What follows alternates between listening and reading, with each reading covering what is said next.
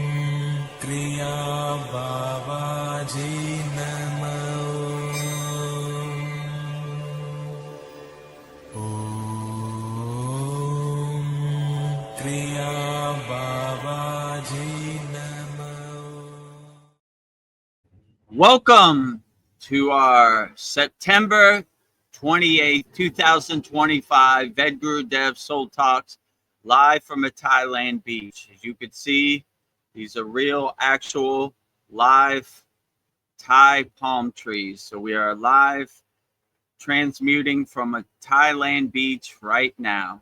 So if you have any questions, put it in the YouTube chat. We'll answer all your questions wholeheartedly.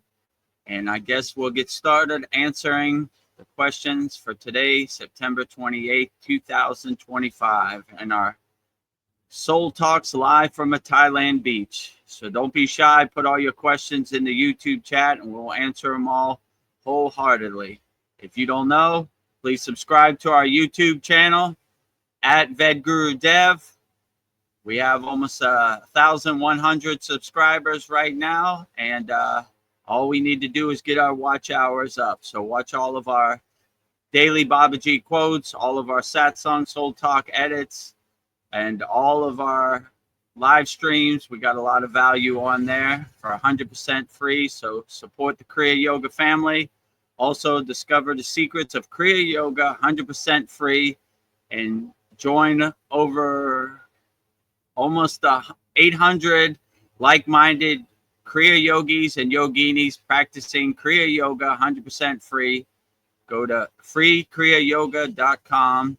And if you want to join me, Veronica, Paul, and all of our members in the Kriya Yoga Masterclass and master the supreme science of Kriya Yoga, go to kriyayogamasterclass.com. With that said, we'll start our September 28th, 2025 Soul Talks live from a Thailand beach. Namaste, Veronica. How you doing today? Namaste. I'm doing great. Namaste, everyone. I'm happy to be here for another Soul Talks. I feel like this is my group therapy. I need it every week. So doing great. So how are you doing, VEDGuruDev? Yeah, I'm doing great. Hanging in there. You know, Yes. We had a profound 80-second class this Saturday. It almost went 3 hours. So, yeah, going pretty good. Can't complain. Yes. Babaji is great every day. Well, on YouTube, it looks like our friend Tatu Roti. I wrote your name down. Tatu Roti. Happy to see you again. And then Sandy, so Katsuroti, and then Sandy. Leaving this message just before you start to let you guys know I will be here listening, just finishing up cleaning the kitchen.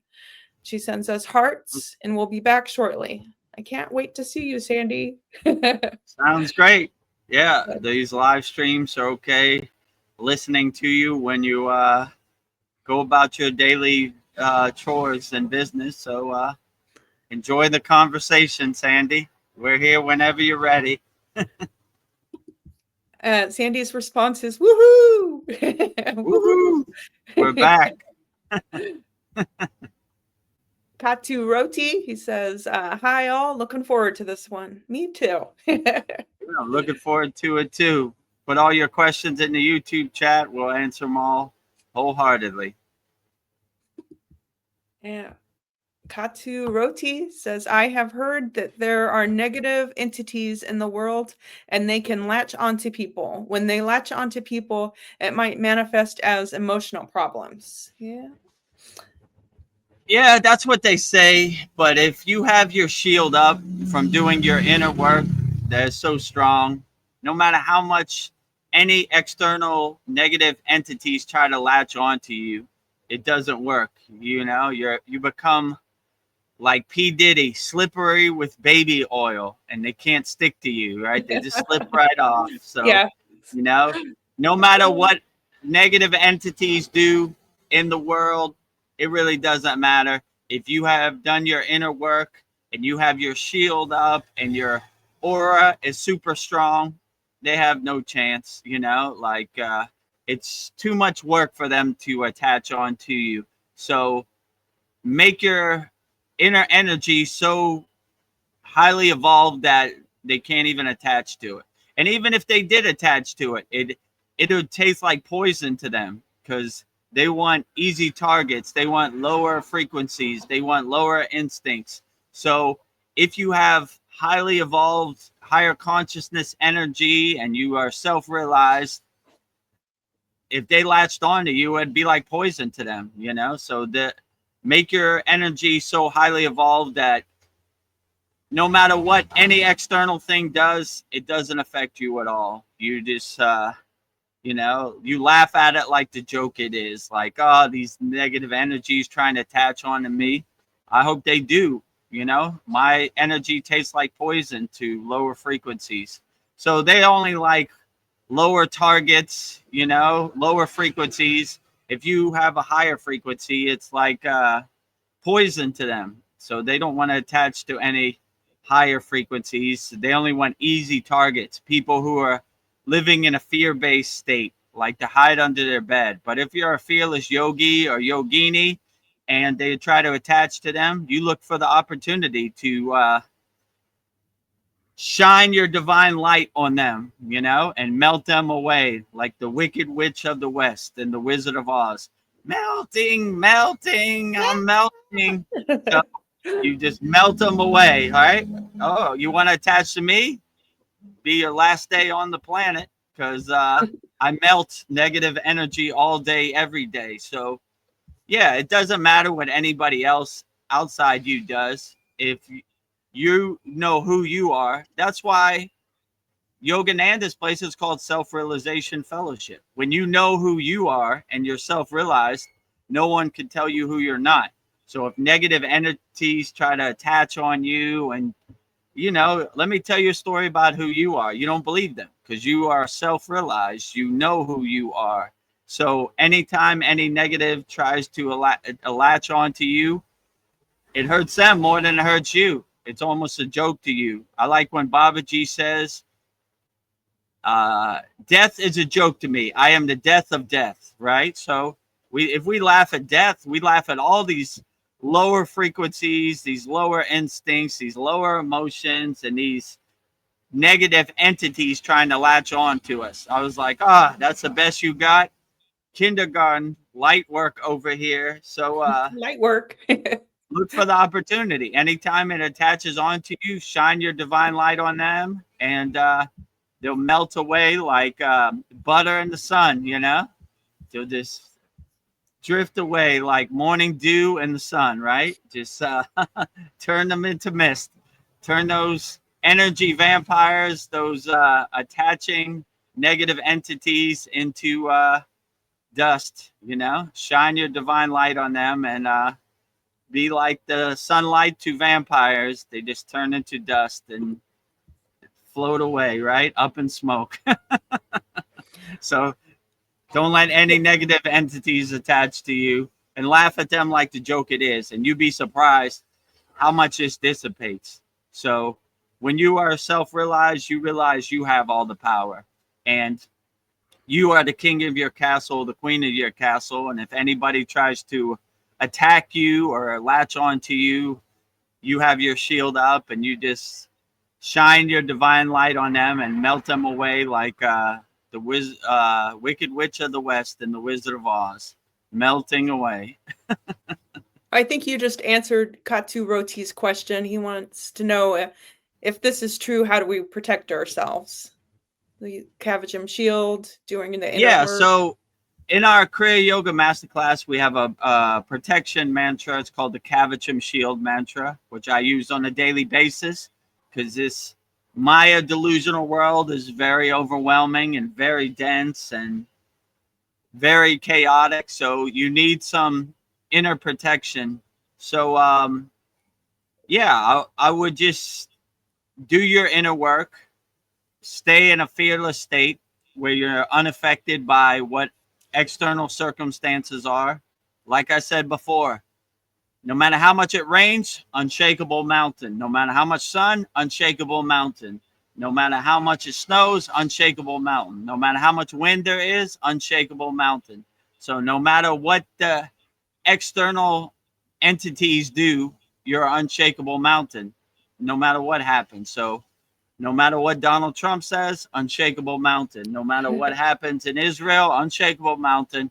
You know, no matter what Kim Kardashian wears to the Grammys, unshakable mountain. You know, no matter who wins the Super Bowl, unshakable mountain, unshakable mountain, unshakable. You become an unshakable mountain. So, and you don't attach to any outcome or any expectation. So anything that happens in this Maya delusional world, you kind of laugh at it like the joke it is. Like, liars telling lies again. But that's what liars do. They tell lies. I'd be surprised if they told the truth. Not surprised if they tell lies. That's another day at the office. So, I would just become an unshakable mountain no matter what happens and just shake that dust off your shoulder and just be like, there they go again. I'm not going to attach to it. Another day at the office. That's what liars do. Running their playbook over and over and over, you know. I feel shame for them. But, I'm not going to let anybody's external energies affect my internal energies. I'm going to have my shield up and protect myself.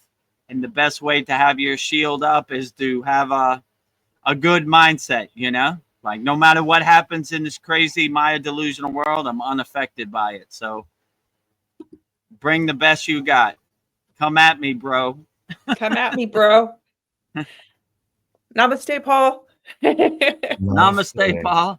Happy to see Whether you. you're facing a scary surgical procedure tomorrow, Ooh. Unshakable mountain. Yes. Unshakable mountain. Fearless You got yogi, this. right? Yeah, you got this. I don't know if you saw the 82nd class, but all of our members were sending well wishes to you and Veronica, helping you overcome your whatever health issues you're going through and clearing the path for successful procedure. Well, thank you. And I did. I was there, but I came in a little late, so I didn't hear what happened to Veronica. What was what happened? I just woke up and I was just feeling nauseous and lightheaded. I think I'm just running on empty. It's like I have 4 jobs. I'm just I don't know. My body just said you needed a break. Okay. So, but I'm okay now. Glad to hear that. Yes. But I had Saturday, so I had to leave early, so I wasn't, there all the time. I was listening in the car, let's just say, but my Haitian friend Stevenson came to the shop again, so he's been like just hanging out with me, and it's all, it's just kind of Oh, like we've already known each other somehow, and just like we just kind of clicked, so he just comes, hangs out, and I'm definitely going to be recommending him. I think he'll get the job, but I went in because we talked for a long time, and I went into more stuff about his experiences as a kid in Haiti, growing up with the voodoo religion. And so he told me a story, because I had heard something about they like bury people alive and about zombies. So I asked him about that, and he was like, "Yes, that's true." And so he told me literally that he saw like they. Well, he said there's different types of zombies. They can like turn a person into a zombie, and they're usually like used for some type of purpose, like say these two families are, feuding or whatever. They'll, get a zombie and like send them over there to do some kind of mission, who knows what. And then I don't really know what becomes of the zombie after that. But so that was more of the, like a a living person that they just did something to him and kind of zombified him. But he said he literally saw like an undead type zombie with like flesh hanging off of him and stuff like that. And it just kind of makes me think that like, and that's his story. He told me that, like it's hard to believe, but that's what he told me. And but I trust him. Like I don't feel he has any reason to lie to me. We're just open with each other. And but I just feel like anything that's out there in popular culture has some basis in reality. And whether or not it's like a zombie as we would see in the movies, it might be some other, but he said it was, kind of like that. But other things, we talked about vampires and stuff, but a vampire could be many things, energy vampires, this or that kind of vampire, and like the skinwalkers, that type of thing. So there's your werewolf. But yeah, all this shit exists. But like I've never seen anything, but I think that's because my vibration is such that I would not attract anything like that into my sphere of, influence. So, Right. I vibrate too high, and that pushes anything like that away, So, but it was very interesting and fun conversation. So I'm sure there's more stories that are coming. But yeah, it was a fun chat, And I mean, usually I'm like, I can't wait to get out of there. I sometimes leave early, but I usually leave at like, I say I'm going to be there till 4. No, I say I'm going to be there till 5. I usually leave at 4 if I don't have anybody coming, but we were there till like 7. We're like, oh, it's dark outside. We got caught up in all this conversation we were having. And then, another friend of mine, like this morning, sent me some pictures from my childhood days when I had braces. I was in the Scouts. I had cute. long hair. Did you ever have long hair, VEDAGURUDEV? No, I always had pretty short hair. Okay. That's always been my style. But I picked that up off of these guys that lived with me. I saw their long hair. I thought, oh, that's cool. I want long hair too. And yeah. And one time, actually, my parents wanted to give me a haircut, and I didn't want it so bad. I went and hid under my bed, and I fell asleep under there. And oh my God, it was horrible because they thought I was gone or I had run away. They had the whole neighborhood out, looking for me, all because I didn't want to get a haircut. You're like, hell But, no. the things we do as kids, it's pretty crazy. But just going down memory lane, seeing all those pictures. So then I've mentioned, I probably mentioned this before, but I had a little friend. We were 13 years old, and he got struck by a car. So I asked the same guy, because we were both in the same scout troop, and me and this kid went to different schools. I said, well, you remember Andy, and we had talked about it before. Like, do you have any of the old yearbooks? So he went through his yearbooks and found a picture of Andy, because I didn't have any picture. I didn't remember fully what he looked like, but so he sent me a picture. So now I've got a picture, to remember him by. And so yeah, several times, like some psychics had said, and I couldn't remember. They said there's somebody there, somebody that might have died, and I couldn't play. I was like, I don't know anybody like that, but eventually it came through to me like the last time, and I realized it was Andy, you know. Like he's out there like watching my life or whatever they do up there, you know, like just kind of a weird thought, but we have guides, you know, he might have turned into a, who knows what he is doing watching me, but I feel like he's around. But weird stuff.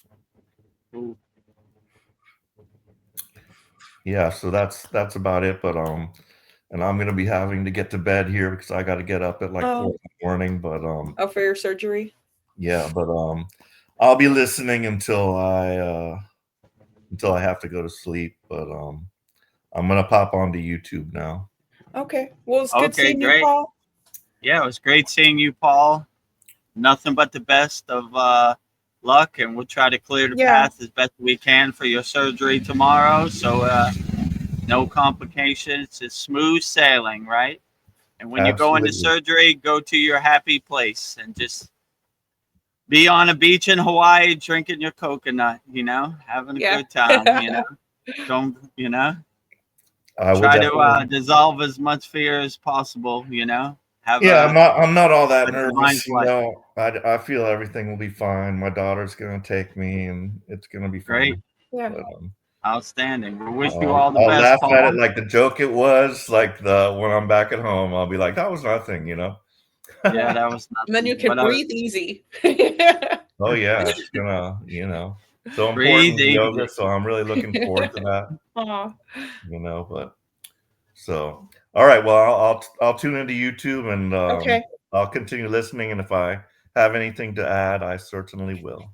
Okay. All right. Thanks for joining us, Paul. All Yes. the best. Thank you. Thank you, Paul. Sure. Well, Sandy has a comment for us. She says that it can be really challenging for me to leave my home. Often I don't leave home for weeks, sometimes months. Do you feel from your own experience that the more sensitive, intuitive that one is, the more particular they are about walking around out there? If I didn't have to leave my house, I wouldn't. So yes. Yeah, absolutely. I don't want to leave my house either. I dread kind of leaving my house and going out to buy food, and you know, because the Maya delusional chaotic world just feels so dense to me, and I'm like, I gotta take some deep breaths and put up my Kavachum shield, and I'm like, especially where I live, Thailand, there is no traffic laws. Everybody's driving every which way and the wrong way, and motorcycles a million. There's like 1,000 of motorcycles at every red light, you know, so they're all next to you, and collective chaotic energy out there. So yeah, anytime I got to go anywhere, I miss my meditation cushion. I miss my sacred garden, my sanctuary. I miss going to my happy place, you know. So I basically kind of dull that and kind of dilute it by, you know, saying my malas, and, you know, internally I have like a 24-hour a day loop of just saying Om, right? It just runs in the background. So I'm trying to have that carry me through the Maya chaotic world. But yeah, if I never had to leave the house, I never probably would. I would just stay in my sacred meditation room, my sacred sanctuary, you know, and just be alone with myself. But yeah, I agree. When you raise your vibration or your consciousness, or you become self-realized, this Maya delusional world doesn't have the pull that it used to have, and you kind of dread going back to the Maya delusional world. When I was in the Himalayan mountains, and my guru told me I had to come to the Maya delusional world and help people, oh, I dreaded it. It was like the worst day of my life. I shed many tears, you know, because I already knew, like, I've been there, done that. I come from the Maya delusional world. Before I got on the path of Kriya yoga, I treated my body like an amusement park. I did everything you could possibly do to self-sabotage myself, you know, to find happiness somewhere external. But when I learned the higher truth in the Himalayan mountains and became self-realized and walked the spiritual path, it was like going to jail, coming back to the Maya delusional world. So yeah, when I have to come, I mean, it's less now because in the world, but not of the world. But still, when I have to leave and go out and see how people treat each other in the Maya delusional world, it's not to my favor. I miss my Himalayan cave. I miss my meditation cushion. I miss my sadness. So, yeah, I would agree with you, Sandy. The higher you raise your consciousness, the more ugly you see the Maya delusional world out there, and you just don't want no part of it. You know. So, only do what's necessary. You know, my guru used to say, one foot in the world and another foot out of the world, or in the world or not of the world, right? So if you have the right discernment and the right discrimination, you kind of laugh at the world like the joke it is, like, this crazy Maya delusional world. I'm not attached to it. I don't have no expectation. It just does what it does, you know? And when you see the world as ever changing, then like that's what it does. You know, I'm not attached to it. It's not going to adjust to me. I got to adjust to it. So I stay light on my toes. You know, I adjust. I pivot and change course when I need to, and just more laugh at the Maya delusional world. Oh my God, here they go again with that ghost story. Let me tell you a story about this place, and you know, like, oh boy, here we go. You know, so. Yeah, as long as you're not attached to it and you just laugh at it like the joke it is, then you'll navigate it pretty easy. Yeah, there's laugh at it like the sound effect we got there. Just laugh at it like, oh, there they go, like, you know. So yeah, when you just look at it like a comedy on the stage of the universe or the movie screen of the universe, and you're just a detached witness in the audience, creating some separation between you and the ending of the movie. You know, most people want to change the ending of the movie. This Maya delusional world's going to happen the way it happens. And if you're not attached to any outcome or any expectation, you're like, well, that's the way the movie ended. I didn't think it was going to end that way, but nothing really happens the way I want it to happen. So it just happens the way it happens, and there it is up on the movie screen. What can you do? You know, so yeah, just let it pass like clouds passing in the sky. But yeah, I agree with you.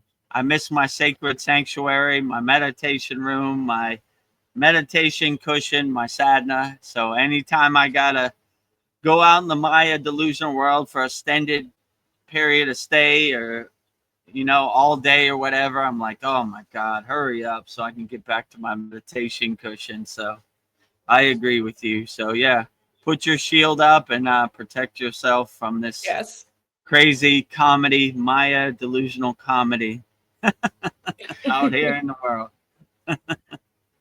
Well, Sandy wants to know what else besides Kavajim Shield can help us sensitive souls not absorb negativity. Thank you. Hi, Paul. Hi, Paul. Hi, Paul. Yeah, so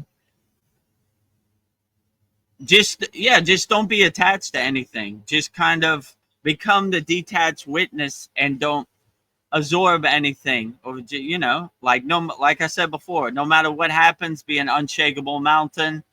You know, no matter what they say on TV, unshakable mountain. No matter what you see outside in the Maya delusional world, unshakable mountain. And I just wouldn't attach to anything. I've become the detached witness, you know? Like we have a practice in our Kriya Yoga Masterclass called Sudhi, which basically means cleansing and purifying yourself. And before we go into meditation, we detach and let everything go. So whatever thought comes into your mind, detach, let go. You know, let it pass like clouds passing in the sky. Detach, let go. So whatever this crazy Maya delusional world throws at you, it's going to be pulling you at all directions. But if you're aware of the playbook that it runs, then you know what it is. Like, oh, here it comes. You know, like, what do you think of the Prime Minister or the President of Canada? Detach, let go. What do you think about Charlie Kirk? Detach, let go. What do you think about the NFL season? Detach, let go. What do you think about Kim Kardashian? Detach, let go. Detach, let go. Detach, let go. And you just have a process of cleansing and purifying all your thoughts. And then when you have no thoughts, you've taken out the trash, you've cleaned your house, then you go into meditation. And none of these external thoughts follow you into meditation because you've already cleaned your house, and there's nothing to hold on to. So all the distractions you detach and let go and kind of dissipate. So yeah, these are good ways to protect yourself from the outside Maya delusional world, because it is definitely overwhelming. It is definitely dense. It is definitely not going to adjust to you. It's going to stay stiff and rigid, and you got to be light on your toes and adjust to it. So yeah, I would just say it, in your case, I would just say whatever works best for you, then put it in your pocket, put it in your toolbox, and use it on a daily basis. Because there are numerous techniques, there are numerous kriyas, but the ones that really matter are the ones that work for you. So find out what really helps get you through the day. And when you're faced with a big Mount Everest mountain of problems out there in the Maya delusion world, you have some tools and some techniques in your toolbox to help you overcome. You have some in your pocket, like, all right, let me pull that out. I know how I'm gonna get over this. But yeah, just more becoming a detached witness, not attaching to any outcome or any expectation, just kind of laughing at the Maya delusional world like the joke it is. And that would help dissipate it as much as possible. Ha ha ha ha ha ha ha. You know? That's the best you got, kindergarten. Yeah. While you're using your tools right now, I can hear all the sound effects behind you. I'm like, yeah, I'm trying to stay singly focused, right? In this week's class, we learned a technique called Tratak, right? Which no matter how crazy the external distracting chaotic world is, you have laser focus on the bindu point, or you're singly focused on one thing. So even if it's the end of the world and there's bombs going off, if you have a superior Tratak technique, you'll have that yogic stare, that yogic gaze that will be unshakable. So, you know, yeah, in this thumbnail for this live stream, I'm in a state of Tratak. You could see me, right? Yeah. I have the yogic stare. Just to give you an example what it looks like. You're like, oh, VEDAGURUDEV'S pretty happy, but he looks pretty serious here. That's the Tratak stare of death. No, it's not burning a hole in my soul. Tratak stare of bliss, not death. Nothing about death in there.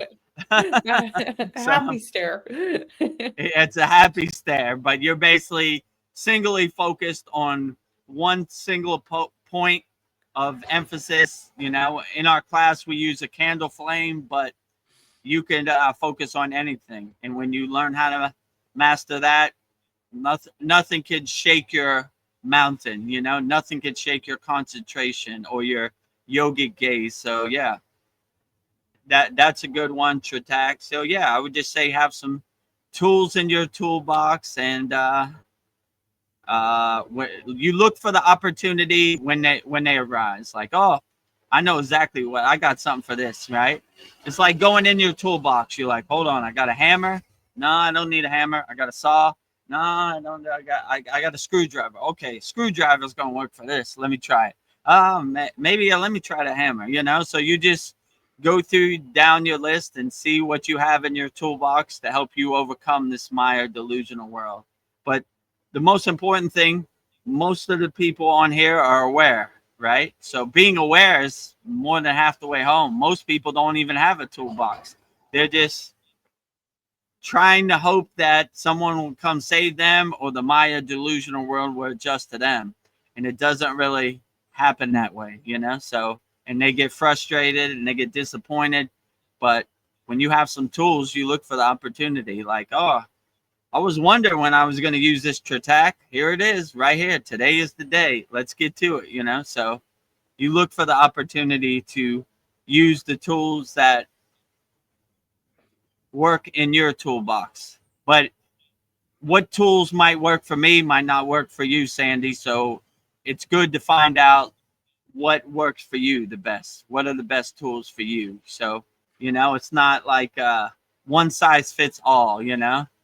My tools are individualized and personalized for myself and tailor made for me, and your tools should be individualized and personalized for yourself. So, what is the best technique? Whatever gets you through the day, that is always the best technique. It might be different for me or you, or it might be the same. But yeah, use your own discernment and discrimination, and open up your toolbox and use those beautiful tools you have. And I'm sure you have a lot of great tools. Well, Sandy says 4 jobs, Veronica. Definitely prioritize self-care. Yes, definitely. Yeah, And definitely. But if you don't love yourself first, then how can you love others? That's what they say, right? So always self-observe yourself. Always take care of yourself first, and then you could help other people. But if you're running on 10% battery, it's just not going to be the same. So always take care of yourself. Prioritize That's yourself. a hard word to say. Prioritize yourself. Okay, I'm getting it. You know, so prioritize yourself, and then you can help other people, but always help yourself first, right? So start with A1 day one first. Yeah. Yeah, the plane's going down. I'm grabbing the oxygen mask first. Like, save yourself. Right. Oh, yeah. Today at work, I didn't know, like, talking about the Maya world, like, people will come at me and try to, like, tell me all these negative things, you know, about this and that, and I just have to, like, I'll try. My strategy is I'll bring up something positive, or I just walk away. But it's hard out here. So, oh yeah, they're coming. They're coming to dance under your skin. They're gonna push your buttons. You know, like they always. My mother used to say, "Misery enjoys company." So miserable people want to drag you into their pit of despair, but you have to be on guard. You have to be like Brahma, looking forward, looking backwards, looking to the right, looking to the left. You can't sneak up on Brahma. He's a four-faced god. He's looking every direction. So, you know, when they say, yeah, when people say, like, I don't know, what do you think of Charlie Kirk? I don't know. You know, I don't really have nothing to say about it. You know, people do people things out here. What can you do? You know, it kind of dissipates them. Or when people find out I'm American in Thailand, they say, "What do you think of Donald Trump?" I don't think anything of him. Yeah, I haven't watched the news in years. What you know, how does that affect me in my present day life? Yeah, it's not part of my reality. Yeah, it's not part of my reality. You know, I don't even live in America, so you know, I don't think about it at all. I just say, oh, what can you do? You know, and it's usually a person not even from America. It's like, oh, I'm from Norway. What do you think of Donald Trump? I don't know. What do you think about the Norwegian prime minister? I don't know. You know, like, what difference does it make? I don't know how that serves me in the present moment. You know, it's some Maya delusional thing on the movie screen of the universe. So, yeah, so I don't know. They're always trying to make their trash become your trash, but you got to be ever on guard. You got to be like Brahma, have your head on a swivel, looking in all directions. They're coming. You know, when I go out into the world in Thailand, when I drive my car, I said, they're coming. Where's those motorcycles? Yeah. I know they're around here. They're looking for me. There's that guy. He's coming, right? Lord Ganesha, clear the path.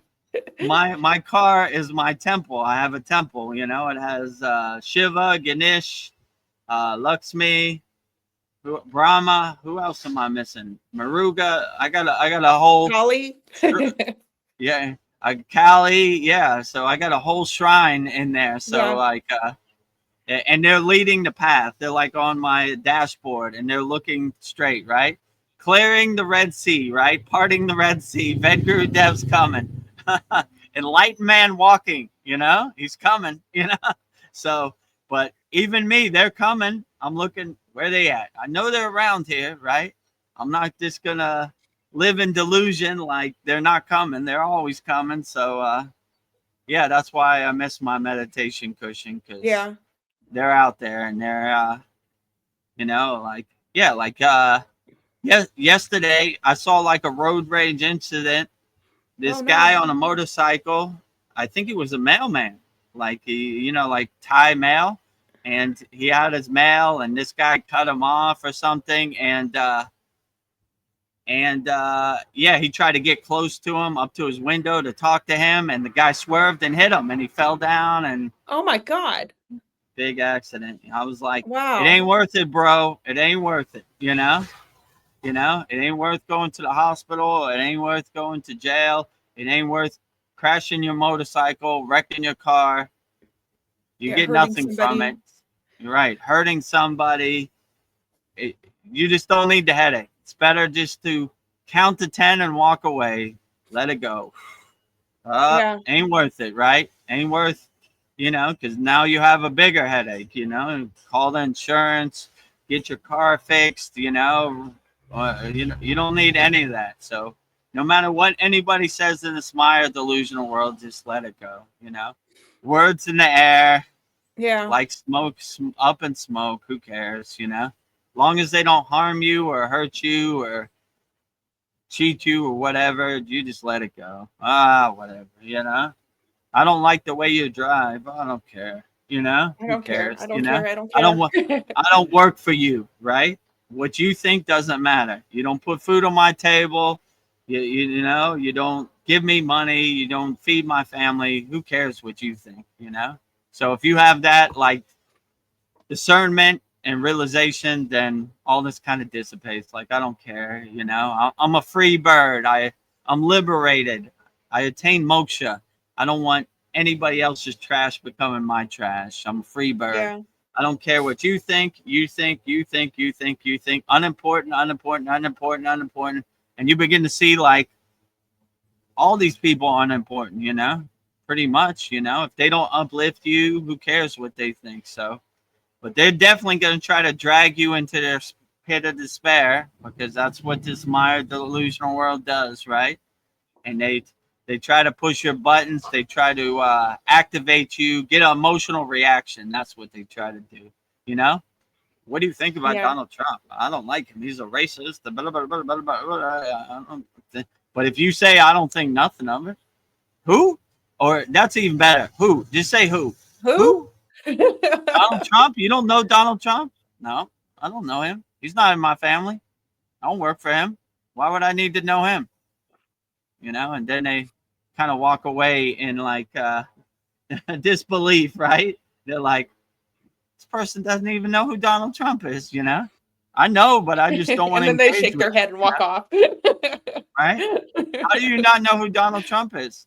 My don't care. TV is all ornament, and I haven't watched it in years. And it's after the C word thing, who watches TV anymore? Yeah. It was like a It's constant all make-believe. bombardment of your consciousness, and you know they're lowering your frequency, getting you into a fear base, showing you the numbers every night to get you so scared. You're hiding under your bed. The sky, you're chicken little. The sky is falling, but you don't care. Then it has no effect on you. So what do you think about Charlie Kirk? Who? You know, like I know, but I just don't want to get in. I don't want to waste my energy on something I can't control. You know, so what's the use? So yeah, if you see most of these important people are unimportant, you don't work for them, you're a free bird, then it dissipates their argument, and they can't push your buttons. They can't get under your skin and dance around. You just say, yeah, okay, whatever, you know? Yeah. So, yeah, use that. Who? Who? That's all you have to say. Who? Yeah. you know, you know? Yeah, that pause is so important. Like people just react so quick to things. Like, I don't know, like people who push your buttons you were talking about. I don't know, you get Yeah, angry, but underneath that anger, like, what is it? Is it, am I hurt? What kind of vulnerability is going on? And just like, no matter what happens, you have the power to choose your response. So it's just true. like that pause is so important. And then I'm learning to just pause and just observe. And I'm seeing it happen, but I'm just pausing so I don't become like emotionally attached to whatever's happening. Right. I don't know, I'm learning how to do that. And it's just, like it's so, like if you don't pause, it's just like, how dare you talk to me that way? You don't talk to me that way. And it's just like, Yeah, just take yeah. a minute, Veronica, It's just like pause. it's like a snowball effect. It's like an Yeah. avalanche. You start Yeah. getting your blood starts boiling and you start poisoning Yeah. yourself. Let me tell you what's really going on in Yeah. the Do you world. know who And I am? you know who I am, Yeah. like this type of stuff. So Yeah. yes. So when I was younger, I don't know when this was, maybe the 90s, they had a commercial on TV. It was a PSA, a public service announcement. The woman is cooking eggs and her baby's crying and she's getting frustrated and she's getting overwhelmed and she just snaps and she breaks and she goes to hit the baby. And right when she goes to hit the baby, it pauses and says, before you do something you'll regret, just breathe and count to 10 and you'll be thankful you do. And yeah, my father used to drive me past the prison. He said most of those people in Yeah. there made a split-second decision. They didn't take the time to breathe and think this out. They were going to show that they were a tough guy, but no one's tough in prison. They're all a bunch of people in cages, so don't be like them. Don't throw, what he used to say, don't throw bricks at the penitentiary wall, right? Don't test it. You don't need it. You know what Yeah. I'm saying? Like, breathe. It's not worth it. It's not, like I said, it's not worth crashing your car, fighting somebody, and there are a lot of people, I'm going to show this person, they punch them, they hit their head on the curb, they die, and now you're in jail for manslaughter for 20 years or whatever, so don't waste your life. Don't throw your life away on a emotional split-second reaction. Just don't get attached to anything. People are crude and ugly out here, and they're going to try to push your buttons and dance under your skin. But if you don't let them, then you just laugh at them Yeah. like the joke it is, like. Yeah. And who wants to go down with the ship anyway? Like I said in our last ad song, if someone tells you, you know what, we're going to show everybody. I want you to get a rifle, go up on a roof, and do something you shouldn't. You're doing. Don't do it, dude. Don't do it. Don't listen to anybody. Right? Don't do it. Don't do it. Let people be happy and go home to their family. And who cares about the narrative? Like, so it's time in 2025 that people to wake up. Like, nah, that don't serve me. Why do I need to do that? I'm not going down with your ship, And once you do something like that, they ain't gonna help you. All they're gonna do is use you as a patsy and point at you. Like, see, I don't know, he's crazy. He's crazy. I didn't get up on the roof.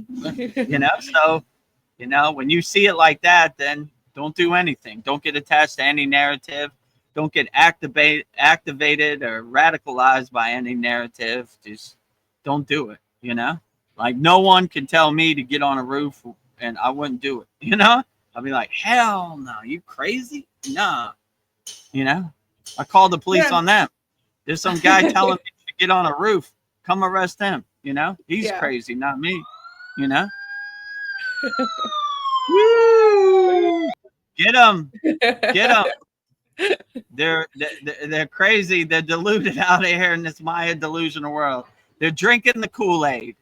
Stop drinking the Kool-Aid. It does not serve you. Do what serves you in the present moment. Don't let their Kool-Aid become your Kool-Aid. Like, I got a good idea. Why don't you join the army and get on an airplane and go hurt some people in a different country? Freedom. No, I don't want No your freedom. Kool-Aid to become my Kool-Aid, right? You know, democracy. No, I don't want your Kool-Aid to become my Kool-Aid, right? Yeah. I'm not hurting anybody, no matter what your narrative is, you know? Also, So something I want to be proud of myself, how I react to situations. I want true. my soul to be proud of me and be like, she didn't follow the crowd. She did her own she did her own thing. I want to how I the only we don't have a lot of control, but we have control over how we react to things. True. And I want to Absolutely. be proud of myself. Yeah. I make it a practice of before I go to bed, going in my bathroom, looking in the mirror and self-observing myself.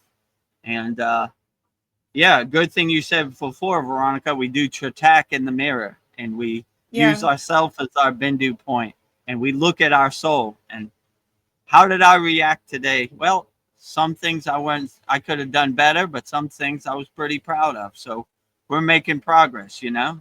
Even if it's 1% a day, that's still progress, you know. So self-observe yourself and say, yeah, I'm proud of how I reacted that, and don't have any emotional reactions or as less as possible, you know. Like I didn't react to that emotionally, you know, like some people try to get under your skin and get an emotional reaction from you, but if you don't give them any, they lose all their Yeah. power. Don't give your power away, you know. Hold your power Don't. tight, right? So, you know, but however they try to come at you, you're ready for it. Like, Yeah.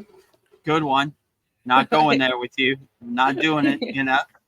Not today, not ever, Not you today. know. So I'm a self-realized being. I don't get caught in these ego traps, you know. So I'm aware of it, and yeah, just think of that mirror before you go to bed. Like, Yeah. oh man, if I did this, I would have to look at myself in the mirror, and I would not be proud of that. So I'm gonna just not do it to myself, and let be the best person, help as many people as possible, love as many people as possible.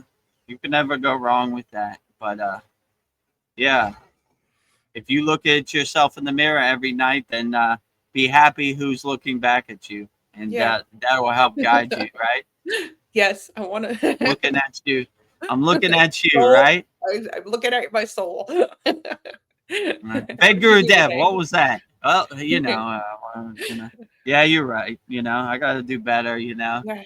you know. Tomorrow's a new Did day. you eat Skittles today for VEDAGURUDEV? Oh, you know, I wanted to taste the rainbow. You know, Yes. yeah, I did it.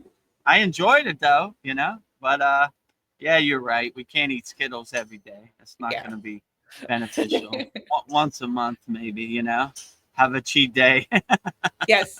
so, so Aw. yeah. So always be happy who you see in the reflection in the mirror. You Yeah. know, and that will help guide you. That's a good technique to do. You know. Absolutely. Well, back to zombies. Sandy says zombies. Now I'm really anxious about going out. Yeah. And then there's you know what Paul was talking about, we've been flooded with so many zombie movies. I believe they're zombies because Hollywood puts out like half truths of things that are actually to Yeah. prepare What do us. they call that? Projective programming, right? Yes, yes. Trying to tell you what's going on, but indirectly to plant a Yes. seed, right? I mean, Yeah. depends how you define a zombie. My guru used to say, everybody out here is sleepwalking with their eyes open, you know? Yeah, So I looking at their guess that's cell kind of phone. saying that, you know, NPCs, like, yeah, when I went to America, there's people that they're so hypnotized by their phone, they'll just sit right on you. If Yeah. you're like on the bus or the airplane or whatever, they're like, you know, Yeah. they're so hypnotized by their phone, they don't even look where they're going. They bump into you. Like, yeah, don't go to New York City. I mean, all you do is but you're like a pinball machine, right? Yeah. You know, like ding, ding, ding, ding. You push it over here, push over Yeah. here. Wait a minute. You know, get out of my way. Rat race, get out of my way. Elbow you, push you out the way. Yeah. You know, looking at their phone, run right into you. So, Like, excuse, I exist. yeah, I exist, right? So, yeah, don't be a a Yeah. pinball in the pinball machine of this Maya delusional world, right? But yeah, so there are a lot of what they call it, NPCs. Yeah, so I mean, there are a lot of zombies out here, but if you're an unshakable mountain, you're unfazed by them, unaffected by them. Like zombies do what zombies do. I'm just gonna stay away from them. They don't exist in my universe, so I don't know. I don't see any zombies where I'm at. So go to your happy place where no zombies exist. Go to your universe and be the creator and make it as blissful as possible. If you don't like zombies, they don't exist inside you as you. Yeah. So yeah, always go to your happy place, no matter what. So they're out here, but when you raise your vibration and your consciousness, they don't come around. You know. Yeah. Your energy is like poison to them. They stay away as much as possible. So Yeah. make your energy so high that it's poison to zombies or lower frequency beings or whatever. NPCs. I have a question for you from Katu Roti. What is your emotional statement, VEDGURUDEV? Are you always feeling euphoric and blissed out 24/7? Yeah, I try to stay in a heightened state of bliss as much as possible. That is the goal as a Kriya yogi, right? I used to like look at yogis in the Himalayan mountains like they're like in outer space, like looking at the sky. But now I understand. I want to attain that as much as possible. One of the most highly evolved yoginis, Ananda Mai, she couldn't even feed herself. But most people would think that looks horrible, but I thought it was totally beautiful, right? She was in such a state of samadhi, such a permanent state of samadhi, that she didn't even want to take the time to put a spoon in her mouth, you know? That's where I want to attain, you know? Yeah. So, and people were like, what'd she say? What difference does it make if it's my hand or your hand, you know? Yeah, it's all the same. It's all the same, you know?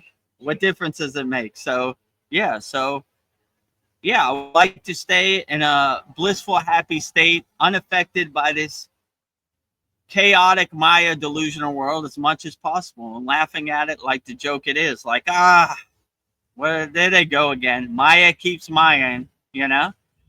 So yeah, I would that's the ultimate goal, you know, the many goals in Kriya yoga. Satchananda, absolute being, absolute consciousness, absolute bliss, you know? Samadhi, just enlightened state 24 hours a day, unaffected by anything.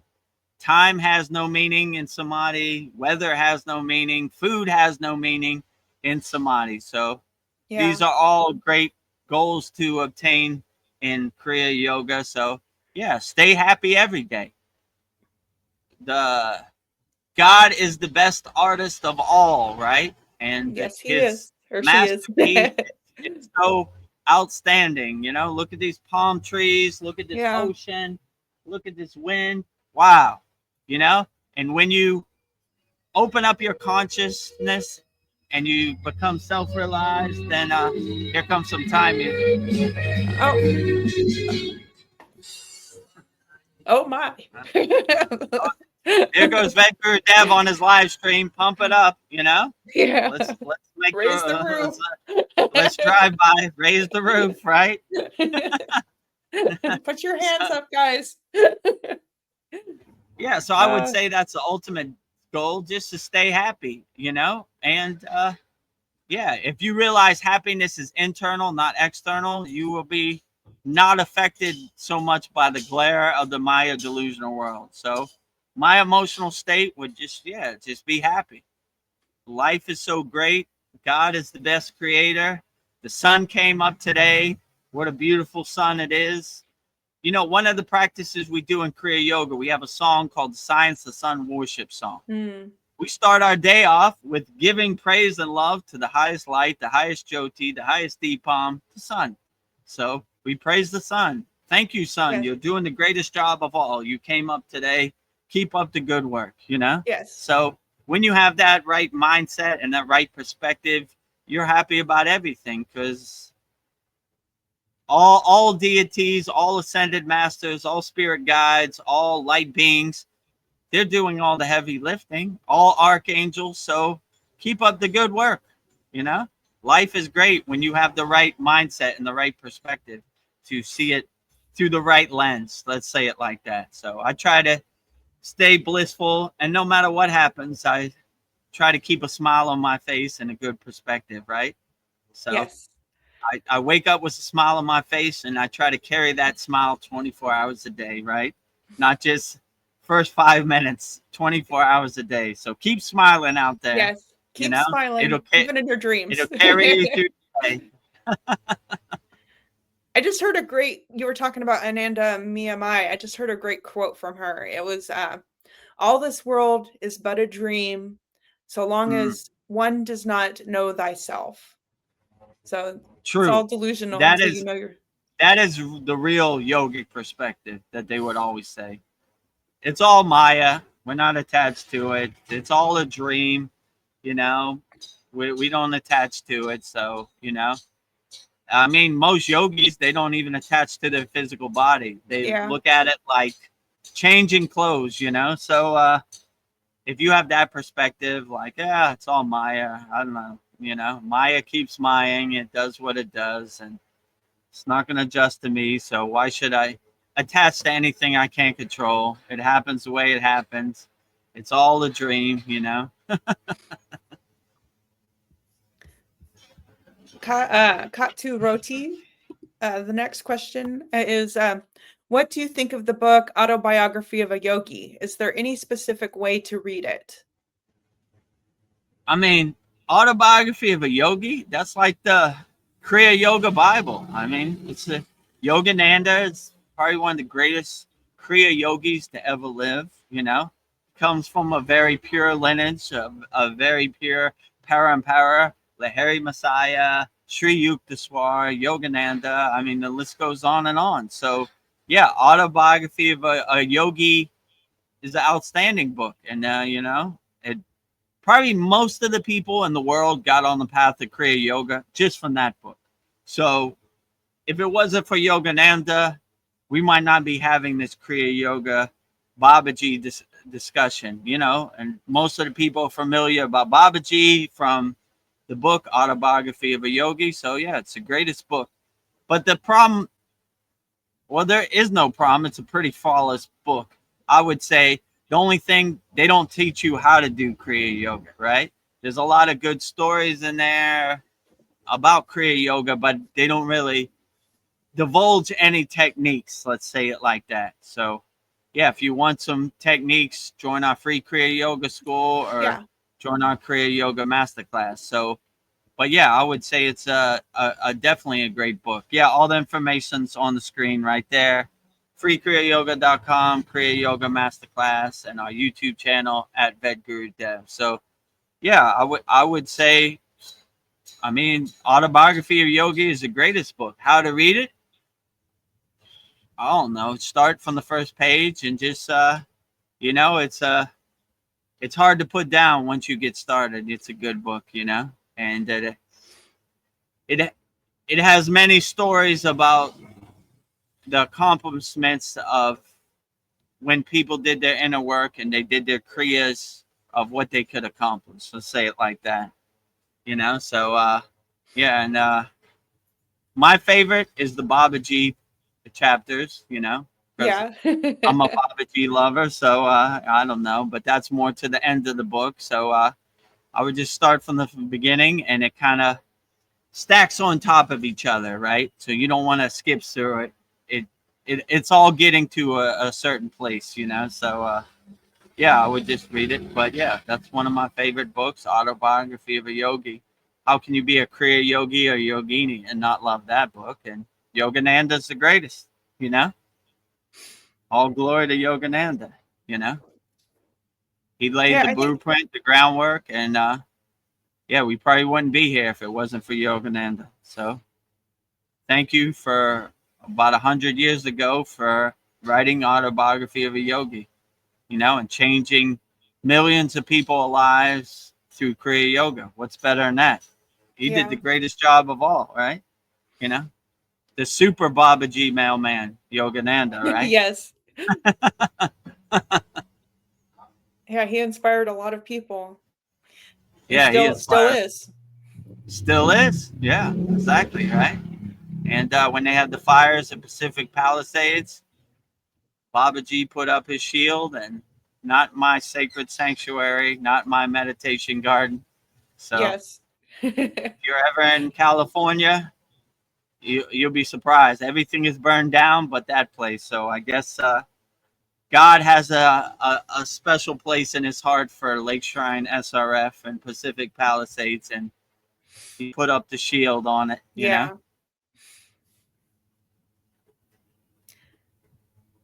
My next question for you from Katu Roti is, how come some people are gifted with more intuition than others? To increase it, do we simply strive for a calmer mind, practice Kriya Yoga, etc.?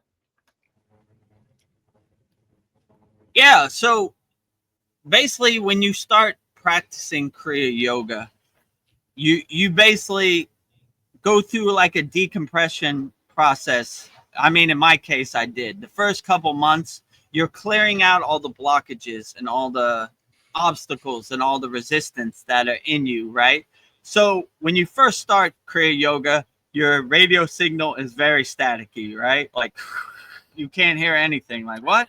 But you're doing these processes of like your pranayama, you're unblocking your 7 chakras, you're kind of clearing out all the blockages that you've collected your whole life. My guru used to say, go down to your basement, open the windows, open the doors, sweep out all the dust, and definitely clear all those pesky boxes that are blocking your doorway to God. So, yeah. So at first, it seems kind of overwhelming because you're kind of exhausting, you're kind of shedding all the blockages that you've collected your whole life. So it's a process, but the more you do Kriya Yoga, the more your signal becomes more clearer, right? Your radio signal becomes more clearer, and you clear out your Sushumna nadi, right? And you do what's called spinal breathing from the root to the crown. So you're always, instead of dwelling in the lower chakras, the root chakra, the sacral chakra, or the navel chakra, the manipura, right? You are bringing your energy up, right? You're constantly bringing your energy up, right?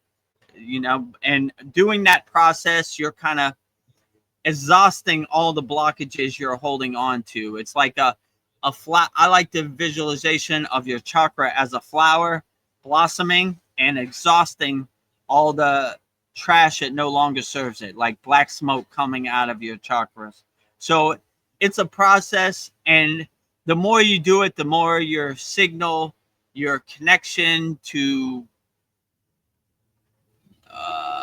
your intuition becomes more clearer and more, you know, more harmonized, let's say. So yeah, by doing your inner work, you really clear out your signal, and that's when you start to get better intuition. And how could I say this? The pillar of light hits the crown of your head, and who knows, you know, you like even this soul talks or the sad song, I take no credit for anything I say.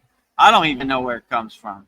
I just have cleared my connection, and the pillar of light hits the crown of my head, the stream of consciousness, whatever you want to call it, and I just start rambling on about different things. I don't even know. I have no like script or no bulletin point on any of these sad songs or soul talks. I just say whatever hits the crown of my head. So we're basically clearing out the signal so we get a good intuition. So yeah, if I could do it, anybody could do it. It's readily available for everybody. I just, only difference between me and anybody else, I just did the inner work, and I cleared out all the trash in my house and made it clean so I could have a divine connection. So yeah, I would suggest that for everybody. Actually, we need to. How many questions we have? I don't even know where we're at. This is my next question from Katu Roti, but we've got a lot. We've got like Yeah, we got a lot. I can't even see where we're at. Actually, I'm looking right now. So Oh yeah, I see have, where we're at. I see where we're at. Oh yeah, we Yeah. do got a lot. All right, I'll try to stop being Like- long-winded No. and going on a rant. So I'll not get to them. You're cooking. You're very inspired. So, Katu Roti, what is the end goal of Kriya Yoga? Once enlightened. Oh, did I just say that?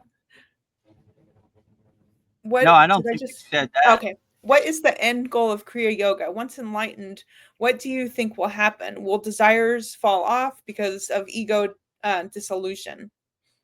Well, that's an interesting question. And I had this question for my guru. He says there is no end goal. We're always a house under construction. So there's always some inner work to do.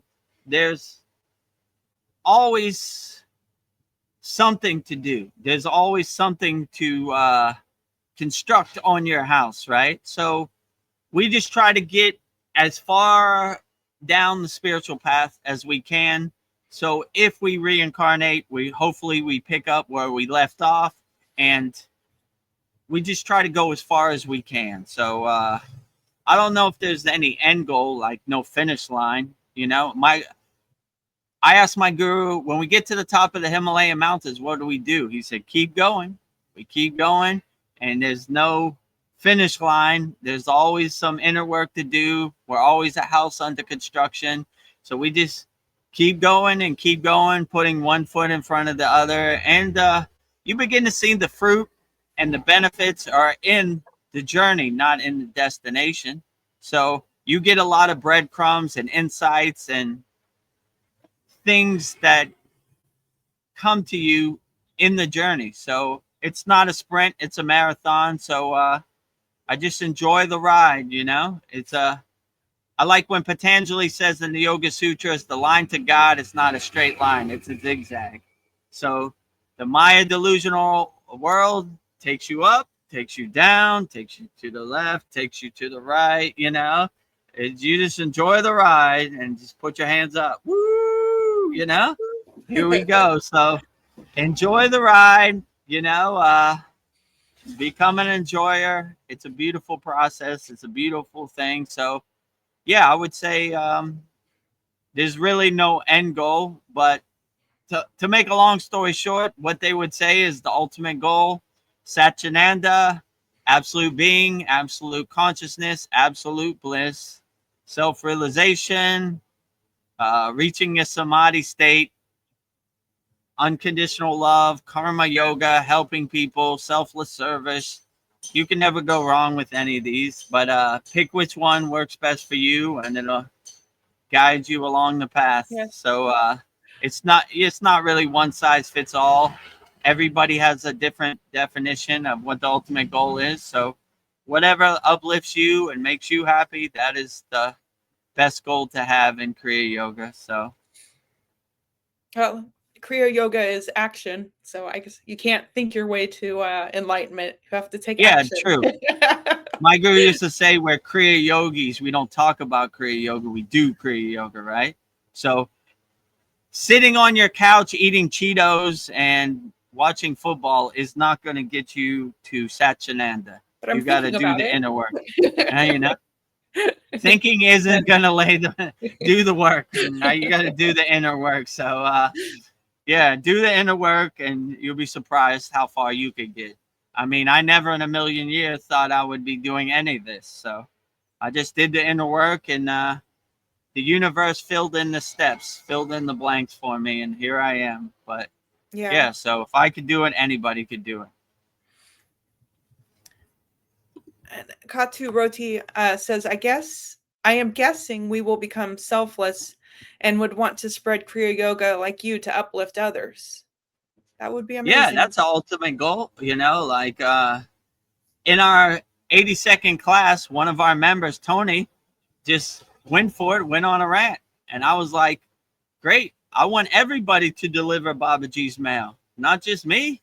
You know, I could take a day off sometimes. Somebody else deliver the mail. So when I feel people, how could I say, they feel Babaji's essence of presence, I let them go for it. And this 82nd class, Tony went for it, and I was like, preach on, brother. Deliver the mail. Testify. Preach. You know.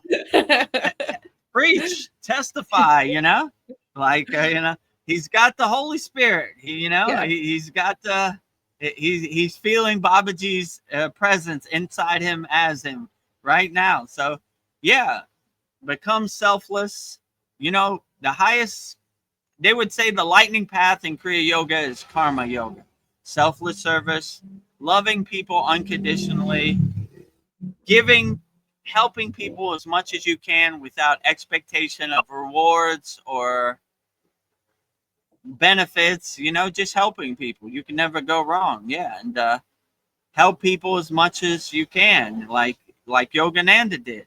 He gave Kriya Yoga to the world. So what a beautiful blessing. So yeah, be that beacon of light, you know, that undimming light that helps people on the spiritual path, because there are a lot of people talking about what you should do, but not a lot of people answering questions. So help people as much as possible. And like I said, when I send my physical body, I want to have a Santa Claus list of millions of people I helped. Cue the sound effect, Veronica.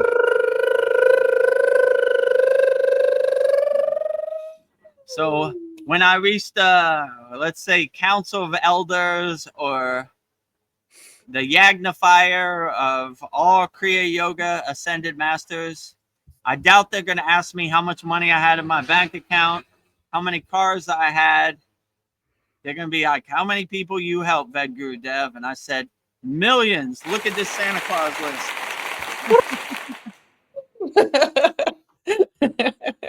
This guy got the message. He understood the mission, right? So never go wrong helping people, loving people unconditionally. You know, these are ultimate goals, you know. So but it's open for everybody, you know. I don't want people to think I can't do that. You can do it. I mean, I've told you Katu Roti, you know, many times. You told me one time on the other live stream, it says highly unlikely I could ever become self-realized. I said, wrong. It's highly likely you can. I would have been proof. If I could do it, anybody could do it, you know?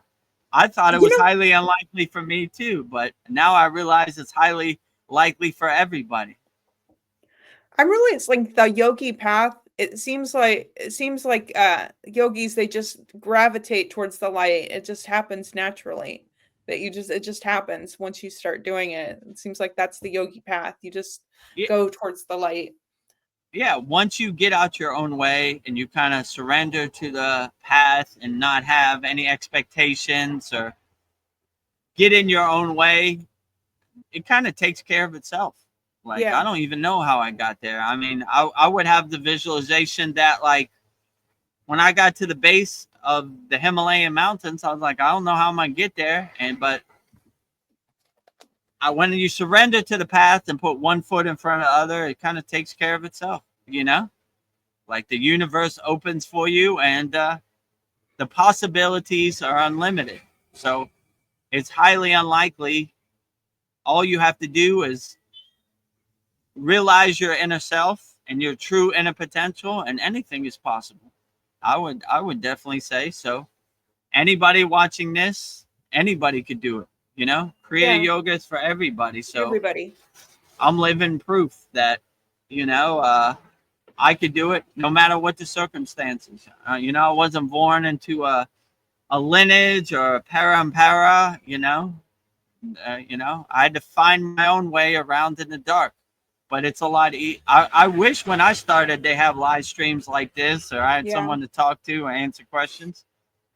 I had no one to ask questions to, you know. Even my guru was short-winded.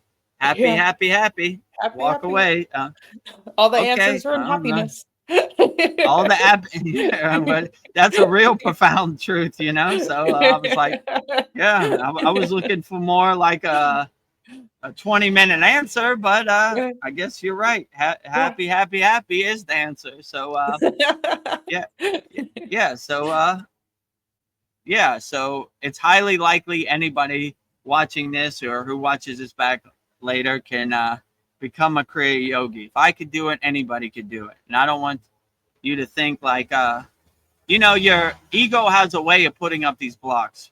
Well, wait a minute, you don't have no Raksha beads like VEDAGURUDEV. You can't be a Kriya yogi. Wrong, you can be a Kriya You use yogi, your hand. right? You use your hands. 1, 2, 3, 4, right? 1, 2, 3, 4. You know, you can count on your hands. It's highly likely for everybody. So, you know, don't put any obstacles in your way. Kriya yoga is for everybody, you know. Just because I wear the uniform of a sadhak, you know, I have the mala beads. If you don't have it, you could still be a great Kriya yogi. It's for everybody. It's in your soul. Well, Katu Roti has an observation. It says that some people are not interested in spirituality, but I want to help them. Am I just wasting my time by trying to help them? How can I help them? Well, you could help them by just being available, you know? Like, I have a 16-year-old daughter. She's not into spirituality, but I'm here whenever she's ready, right? Sometimes it's divine timing also, right?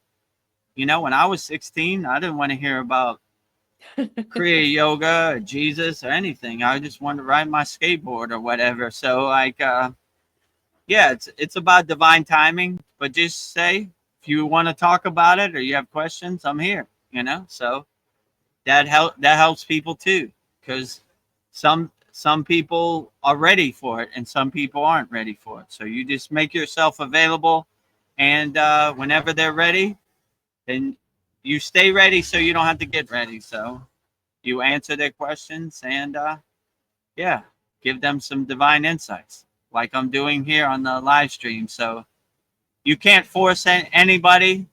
You can lead a horse to water, but you can't make it drink. So whenever you're ready, I'm here, you know. If you're not ready, that's perfectly fine. You know, some people have different timing. They're on their own time. That's perfectly fine. But when you're ready, I'll answer your questions wholeheartedly. So This is a good question from Katu Roti. Like, what are some ideas for selfless service? looking for opportunities to help people as much as possible. Like just going out of your way, helping people, you know? It could be something as simple helping an old lady cross the street. It could be giving a couple dollars to somebody who's homeless. It could be working at a homeless shelter, feeding people, volunteering. It could be anything. Whatever you feel you could do. That's the best way to do selfless service. So yeah, I would just look for opportunities to help people, you know, like it presents it in many different ways, you know, like if a child wants some candy but it's too high up and they can't reach it, just give it, reach it, you know. So it doesn't have to be financial. It probably the best way to help people is more loving and, you know, giving people a hug. One of the best yoginis, how would I say her name? Atma, right? She just hugs people, thousands of people per day. That's her selfless service. That's her karma. People line up for hugs and they feel her energy. And that's a beautiful thing, right? So her selfless service is just giving people a hug when they need it. So yeah, look for different ways where you could give selfless service and do karma yoga around your area. I'm sure the opportunity will present itself when you're open to it. Let's say it like that. So yeah, there are many different ways. Yeah. Well, I have an example this morning. I cook for a living, but I got so in restaurants, people get nominated to like to cook family meal, and I got nominated So I was cooking breakfast and I went overboard. I made like fresh French toast. I warmed up the syrup. I cut up the butter for them. I made scrambled eggs, but I didn't just scramble eggs. I like sauteed the peppers and the onions and the tomatoes and seasoned the eggs. And then I cooked some bacon. And then for people that are vegetarians, I made some overnight oats. And I had some Greek yogurt and some fresh fruit and some almonds and some honey if they wanted to season, flavor the Greek yogurt. I just like when the opportunity comes, I just like, how can I make this the best it can be? And it's like everybody thanked me for breakfast, and I think I made their day just like making a good breakfast. So like if you see opportunities to like enhance things, I always like, okay, now's my opportunity. I'm gonna do the best I can. So I don't know, that's service to me too. So whatever you do the best you can at it.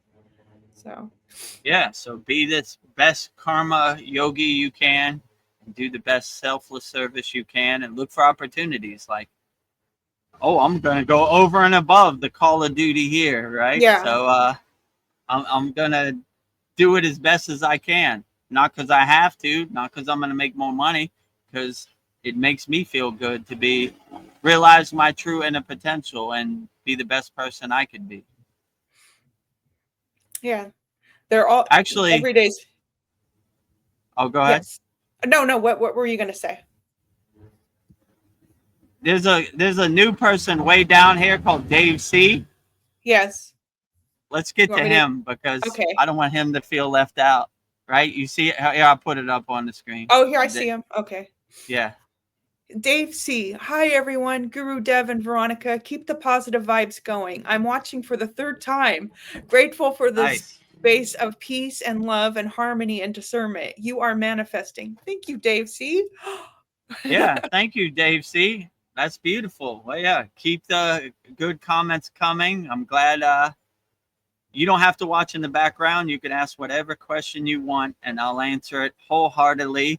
But I'm glad we could create this sacred space, this meditative garden, this sanctuary for like-minded people on the spiritual path to come together. And I'm happy to manifest a great place for like-minded spiritual people to come together. So, if you want to continue, subscribe to our YouTube channel, daily YouTube videos there, Babaji quotes, satsang, soul talks, and join our free Kriya Yoga School. And a lot of great videos and a very interactive community. So, we're happy to have you here. Don't be shy. Ask whatever question you want. Sometimes I get long-winded, but I don't want to leave no yogi or yogini behind. So that's why when I was like, whoa, Katu has a lot of questions. Let me get to Dave C. I don't want no one to feel left out, or VEDGURUDEV and Veronica forgot about me. No, we got you, Oh, thank you, Dave. That makes my night. And sometimes I feel like I'm just talking to the air. So you never know. Yeah, that's beautiful. You never know who's listening, and you never know who you're helping indirectly. So, all the people on the live stream, don't be shy. Put your comments in there, and we'll try to get to them, as quick as possible. So, thank you for joining our live stream, our Soul Talks, Dave C. You're welcome anytime. And if you have any questions, don't be shy. I'll do my best to answer it wholeheartedly, Well, Katu Roti, I'm going to get to his next question.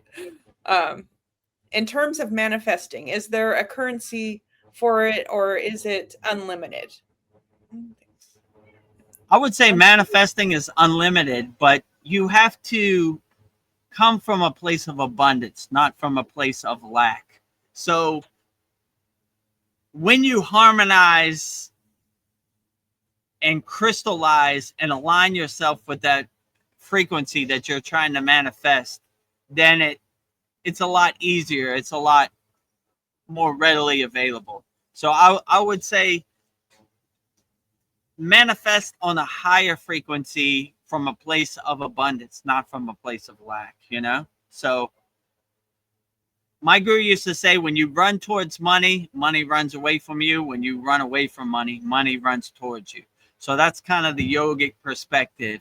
We put our requests out there in the universe, and we let the universe fill in the steps.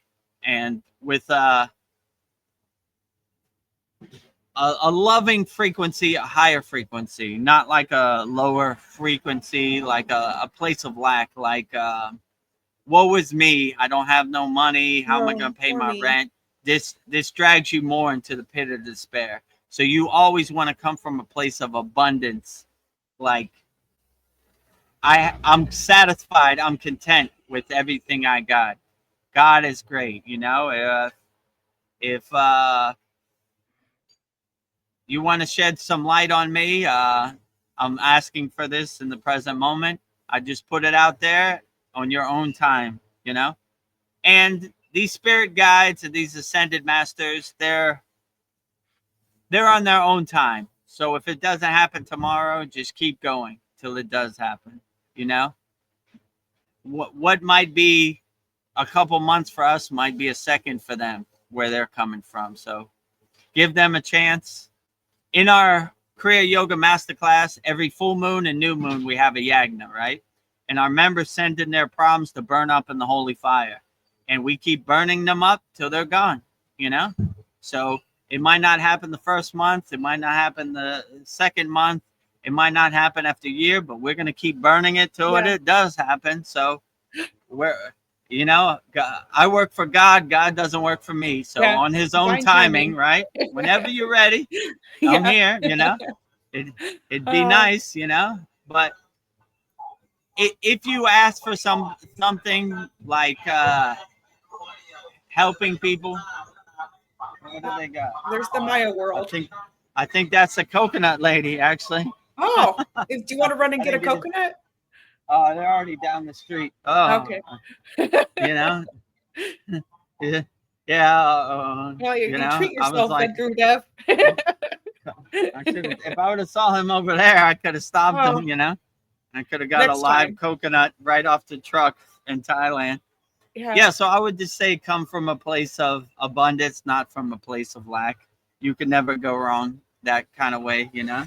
So. Yeah, that would be my answer. Great answer. Let's see. If people can read other people's minds, then do people have true privacy within their mind, thoughts, etc.? Actually, I've had this thought. If somebody's trying to read my mind, can I block them from reading it? Yeah, if you have your shield up and your aura is strong, then they can't really read your mind. You know, when I was in the Himalayan mountains, they have like these sadhus and these people, and I wanted to test it to see if they could read my mind, and they couldn't because I had my shield up, you know. So nice. Yeah, it's possible, you know, but you know, the one trick I have is I have no emotions, right? I have the Chatak yogic stare, and they can't pick up on no mannerisms, right? It'd just be a blank slate. If you don't have nothing in your mind, how can they read it? You know? Detach, so let go. If you feel somebody trying to read your mind, don't have anything in your mind, right? Yeah. And they're like, and maybe they'll start making up some stuff, and you'll be like, nope, you know. So I've done that. He's give them the yogic stare of death, stare right into their eyes, or the yogic stare of bliss, right? Yeah. Stare into nothingness. Right. Tell me what you got, right? You got nothing. You got nothing. Stay empty. Yeah. So I've tested this with like mentalists and different people, and they didn't have no success. They got kind of frustrated. Yeah. But stay empty, and there's nothing for them to read, right? Like if you're a blank slate, what can they read? So be a empty yogi, right? Nothing to read. So well, if someone's trying to read your mind, stay empty, and they can't read your thoughts. Yeah. And if you have no thoughts, then what is there to read, right? So yeah, like Veronica said, use that technique of Sudi, cleansing all your thoughts. You know, I don't have no thoughts. Yeah. So I've let them all it's go. highly unlikely you could read anything because there's nothing here, right? You've taken all the trash out to the curb, so there's nothing to read, right? Yeah, I don't. Katu Rotimi, he brings up a good point. It's privacy within your mind. So it's like, I don't know, like some Yeah. things you want to keep to yourself. Right. You don't want people seeing the skeletons in your closet. Yeah. Hopefully you don't have any skeletons in your closet. And yeah, make your mind private. It's your own sanctuary. It's your own wall garden. It's your own meditation garden. So it's no one else's business. And you know, have your consciousness and your shield up so high that it's no one can read your, unless Yogananda or somebody, that's different, Yeah. But they wouldn't want to read your mind anyway, because they look at like these CTs or these kind of magic tricks as like unnecessary thing. Like, why would I want to do that anyway? They say that about karma. They don't want other people's karma become their karma.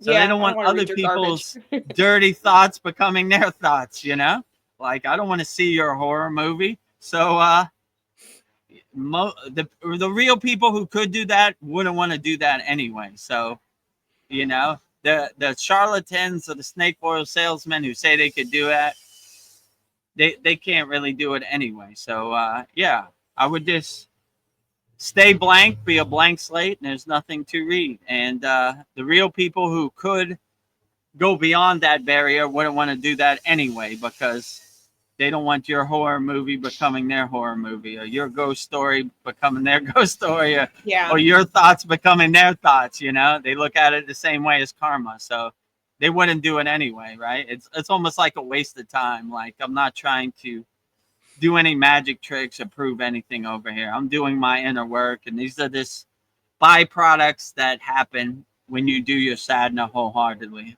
I would say. So stay blank. Yeah. If it was my CD, I would only use it when I need to. Like if I was talking to somebody who couldn't speak English, if they needed help, I could, see what they needed. But I would use it sparingly if it was my CD power.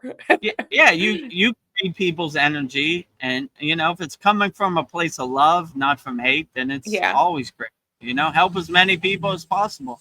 If you get a darshan or an intuition and you could feel somebody's energy and help them, then why not? Yeah. If you're trying to cheat them or steal their money, then probably shouldn't do it. Yeah, it's not good. Always come from a place of love, not from a place of hate or cheating or stealing or scamming. So if you're coming from a place of love, you could probably read people's mind or read people's energy. But I don't know. My guru used to say, "Who wants CDs?" The short answer, the ego. The long answer, nobody. Like, we're not trying to prove anything to anybody. Like, we're not yogis to get on the David Letterman show or whatever. We're yogis to do our inner work. Yeah. That's why most of these yogis, if you do have an audience or some yogis doing CDs, it's far away from the glare of the Maya delusional world where no one can see it. So yeah. They don't. Put a quarter in me. Let me perform. My guru used to say, between me and between you and God, So like, me, him, and God saw that. That's it. That's only people need to see it, right? Yeah. So, and it probably wouldn't work if you tried to go on TV or anything anyway, right? Yeah. So. Yeah. Don't force it. What was my next question? Oh, here's a health question for you. Do I need to wait any amount of time after eating, drinking liquid like caffeine, coffee, drugs before practicing Kriya Yoga and meditation? Does the amount of time change depend on each of the above? Drugs? Yeah, I think you maybe should take drugs off that list. I know. I'm just, but, so they do say this in Kriya yoga, like you should. So I would say, in my intuition, the only thing you should not really, it's good to do asanas on an empty stomach. So if you have an empty stomach, it's good because you don't want to be heavy. You want to kind of be light, especially when you're doing like the full wheel pose or like the plow pose or like these yogic kind of pretzel poses, right? So I make it a practice of not eating until after I do the asanas. The pranayama and the meditation, not really so much, or the mantra japa. So this would only really apply to asanas, right? And the only reason they say this is to be light, you know? I mean, I guess for meditation or pranayama, it would help to be lighter, you know? Like to not have a full stomach. Or maybe it would be beneficial for you to have a full stomach. I don't know. I know they say this to not eat, like Sadhguru says this in his program. Don't eat or drink or smoke 4 hours before you do your practice. Is it true or not? I don't know. You can't say one size fits all, you know? So I would use your own discernment. You know your body better than anybody. If you could eat or drink and do your asanas before doing your sadhana, then why not, you know? So it's not like one size fits all. I don't like it when they say in yoga, like, this is the way, right? It can't be, because we're all on different levels on the spiritual path. So the person who knows your body the best is you. So you make the right decisions for your body. If you eat a full meal and you try to do asanas and you feel heavy, we're like, well, that didn't quite work out. Maybe I eat after I do my asanas or after I do my sadhana, you know? If you're unaffected by it, then why not, you know? So it's not like one size fits all. It's what works best for you. And I would use your own discernment and discrimination and see what makes you feel the best in the present moment. That's what I would say. So yeah, it's not one size fits all. So whatever works best for you, then that's perfectly fine. If you eat before you do your practice, your sadhana, and you feel good, fine. If you feel heavy and you feel like you shouldn't eat before your practice, you want to feel lighter, then eat after your practice. But I'll let you know your body better than me or anybody else. So you tell me what works best for you. So Yeah. I would just test it, observe it, experience it, feel it, then you know what works best for you. So that would be my best advice. But it's not one size fits all. I know they say what you say, don't eat 4 hours before you do your practice, but if you're hungry, eat, you know? If you're hungry and your monkey mind is activated, we need to eat. We need to eat. It's going to kill your practice, right? It's going to destroy your practice because that monkey mind is going to be jumping around from tree to tree. So always go into a meditative state, comfortable and relaxed, right? So if you don't want to starve yourself, because that's going to activate your monkey mind. You want to be in a comfortable, relaxed state, no matter what you do. So you tell me what works best for you, you know? So yeah, don't activate that monkey mind. So don't starve yourself because some yogi on an online program said you should starve yourself. So eat accordingly, drink accordingly, you know? I mean, if it's a benefit to you, I don't know. I won't say that. So leave drugs out of it. Yeah. Don't do I don't drugs know. before Maybe Kriya yoga.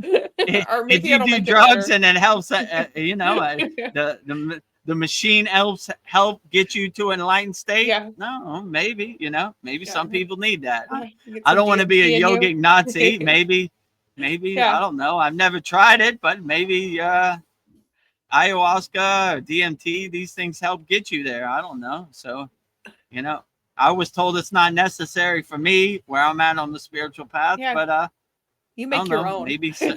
maybe I don't need external things. Yeah. I do my inner work, but Yes. I don't know. Maybe it helps some people. I don't know. I don't want to be so rigid.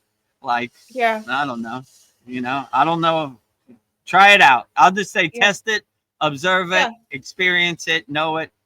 You know what's best for you. So if using some drugs help get you there faster, then maybe, moderation, let's say, right? I don't want anybody to say I'm sleeping under a bridge because Vedguru Dev told me I should use drugs, Yeah. So He's like, "I you never make the said own that." best decisions for you, right?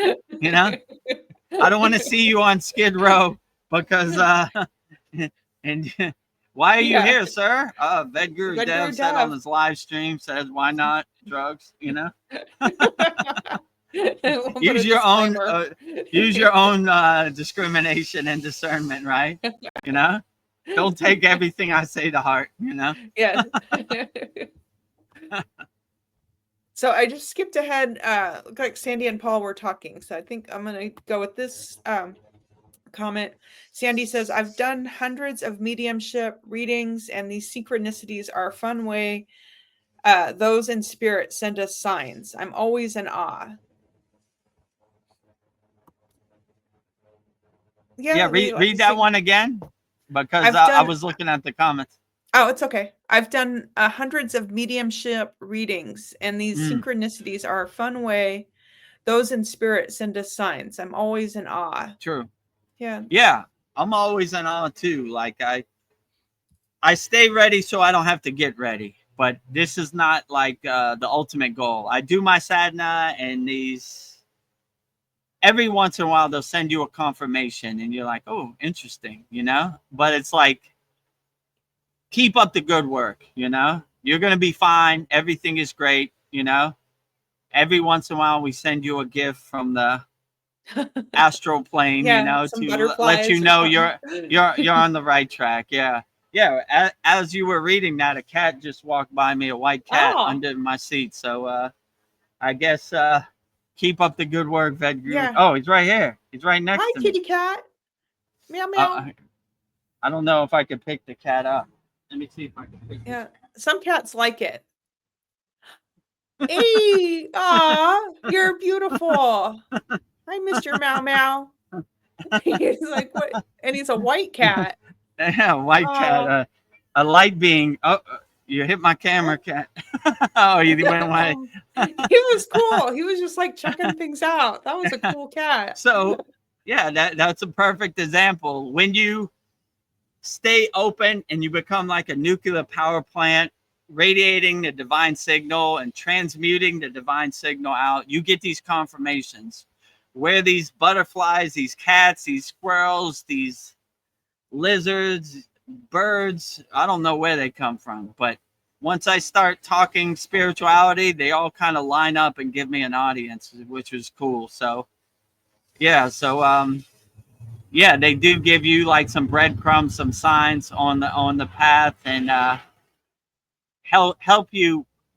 They can't really interfere directly, but they kind of guide you the right direction, like it's good to have spirit guides and archangels in your soul family and ascended masters, because they kind of lead you. Like I get darshans or like intuitions all the time, like, don't go in there, it ain't gonna end pretty. We don't want to be in that situation. Yep, you're right, let's go out of here. So so yeah, I would say let your soul guide you. Let your soul be your North Star, and you can never really go wrong. So once the spirit guides and ascended masters see that you're in the right place and the right mindset, then they fill in the blanks. The universe fills in the blanks. Let's say it like that. So if you really earn what you're trying to manifest, it's a high possibility that it comes together. Yeah. Paul He has a funny comment. He says, "Somehow I doubt you ever eat Skittles." LOL. Yeah, I'm just using that for example. I don't really eat Skittles, you know. I'm just, I don't know what else I could say, you know. I guess, my daughter just had her birthday, September 9th, so eat some birthday cake or something like that. Yeah, I don't really taste the rainbow, and it's not as much prevalent. I would have to go out of my way to find Skittles in Thailand. It's not available in every 7-Eleven. Yeah. So Baba G blocks me from my Skittle habit because this is not available in Thailand. So, you know, yeah, I don't really eat Skittles. I just use that as an example. Yeah. I have eaten. I've had tasted the rainbow before, but not recently. Well, you can be a bogar every once in a while. Yeah, I mean, if I have the urge to eat some Skittles and I'm not attached to it, I can let it go, then why not? You know, in moderation, once a month or once a year, whatever it is, you know. So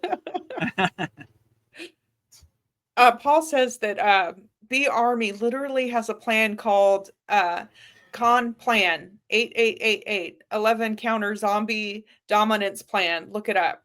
Oh my. They've got a zombie plan. You know? Yeah, I'm sure they got a plan for everybody. I was listening to Joe Rogan the other day, and he said that the U.S. government was trying to develop a gay bomb. So they would drop a gay bomb on a city, and everybody would be gay, and that was their plan. So they have all these different programs and things, you know. Picking up some... Yeah, don't have your frequency and your shield so strong that you're unaffected by any of this. Like I said, Unshakable Mountain, gay bomb drops today. Unshakable, unaffected, gross, dumb. Not today. You know? Not ever. Not today. Not ever. Right? Unshakable Mountain, zombie plan 8888, unaffected. You know, your zombie frequency does not affect me. I'm above it, you know. I can't. If a tree falls in the woods and you didn't hear it, did it really fall? Right? I don't hear your frequency. It's not in my universe, you know. So whatever gay bomb or zombie plan you have doesn't exist in my happy place. So bring it on, bro. I'm not scared. Bro. I just laugh at you. Yeah, I just laugh at you. That's the best you got. Kindergarten, boring, light work over here, you know. Easy day at the office, you know.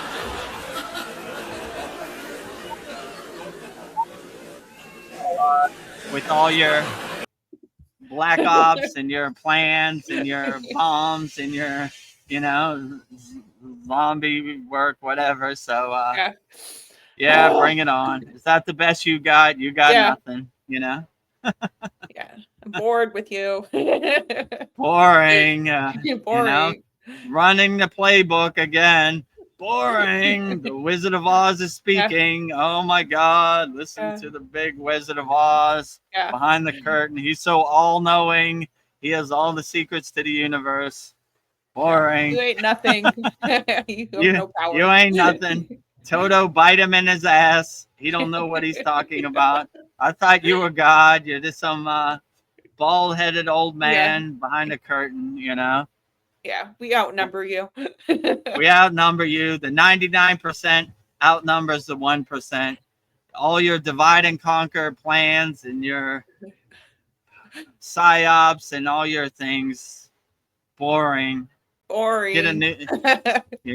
You're still running the JFK playbook from 60 years ago. Upgrade yourself, you know, get something new, right? Your C word and your pandemic and all this stuff has no meaning over here, you know? Boring, you know? Well, Sandy had something interesting happen. She said, "This just happened today to me. I was scrying while meditating and was shown a sparkly red spark on my window.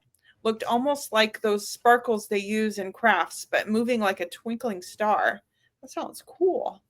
Yeah, absolutely. These confirmations happen all the time to all highly evolved spiritual beings. Like, I agree with you. I'll just start crying out of nowhere. Like, but these are not tears of sadness. These are tears of bliss, right?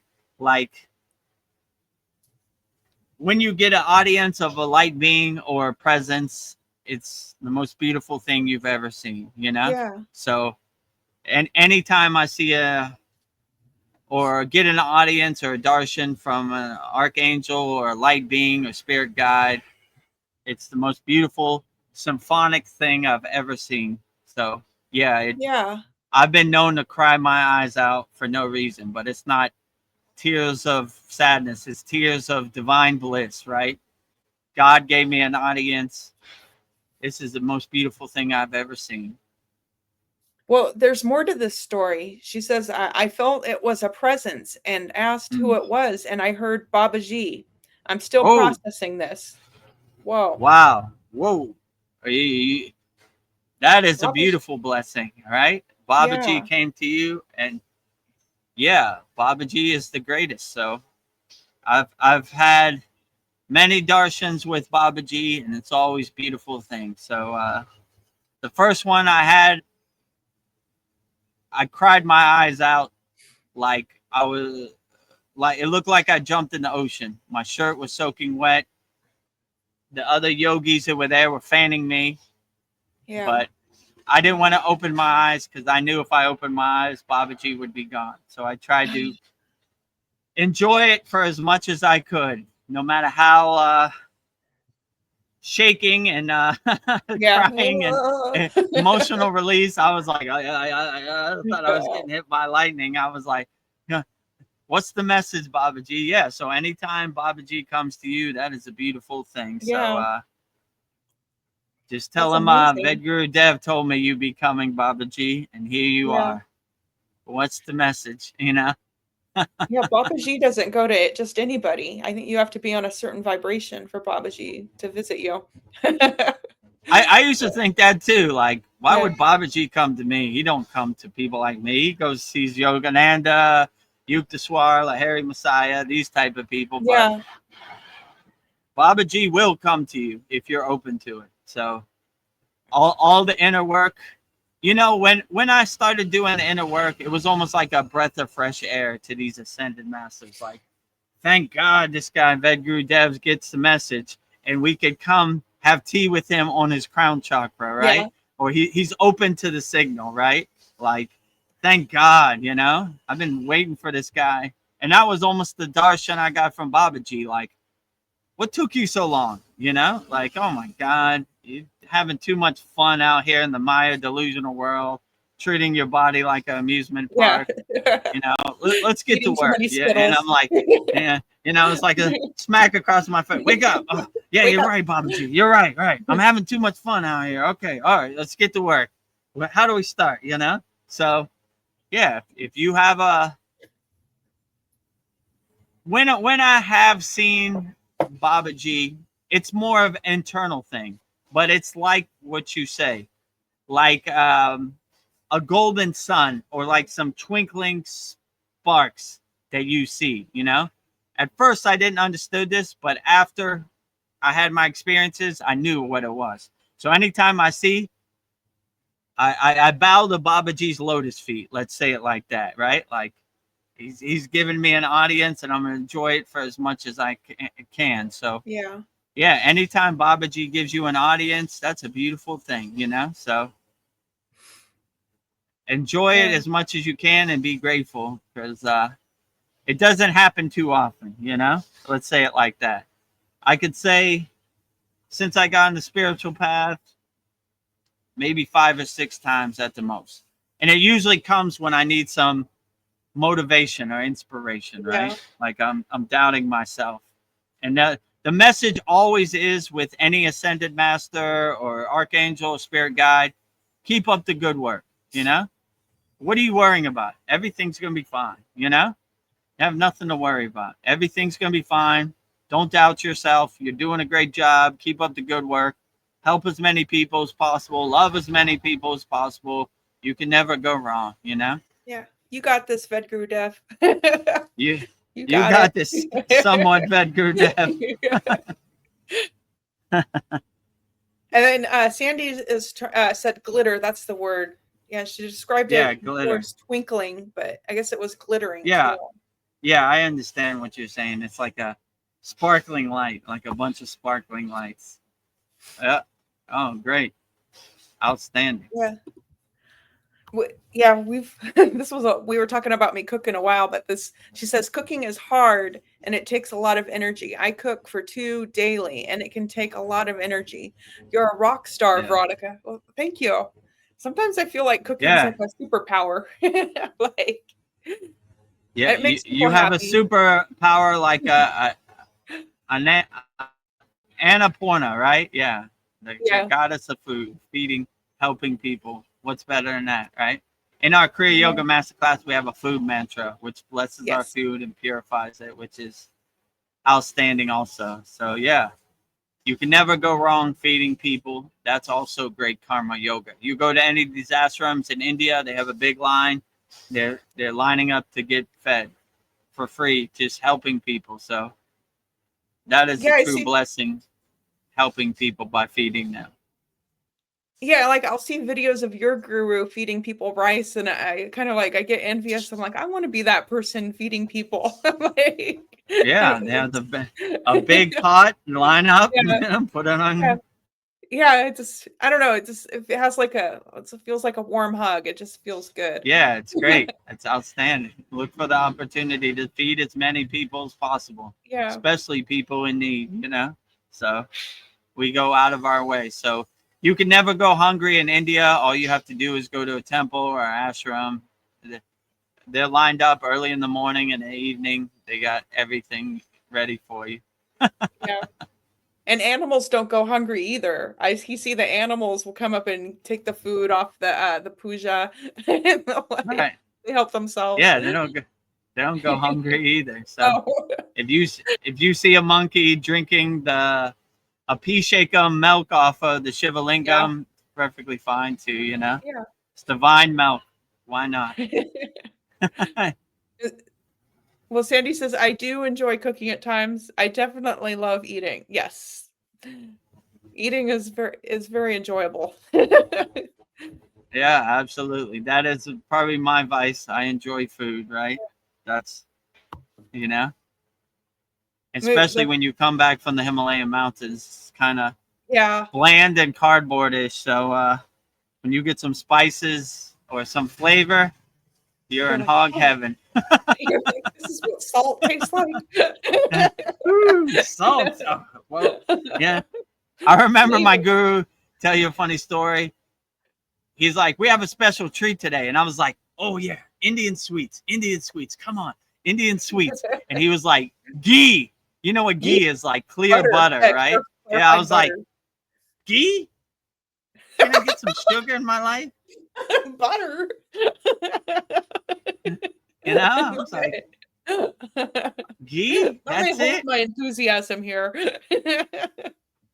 I remember we were going up the Himalayan mountains and we stopped somewhere at one of these ashram, and Ved Muni was like, Vedguru Dev, come with me. And I was like, where are we going? He was like, I'll show you.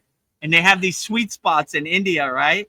And we went to the sweet spot and we were in there dancing, eating sweet. You know? I'll probably have like a video or a picture of it, but like, yeah, we're in there and they're like, we came back and it was like, Ved Muni, where'd you take Vedguru Dev? He was like, it's down the road. Yeah. He's like, you didn't indulge in any sweets, did you? He knew. Yes, Baba. You know, he knew, you know. It tasted so good, Baba. Come on. Once in a while, some sweets, right? Little kids. But it was funny because we were in there like dancing. It was like, sugar, you know.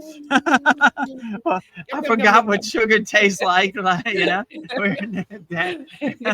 We were behind the counter with the guy who was selling the sweets, dancing. You know, play that in the.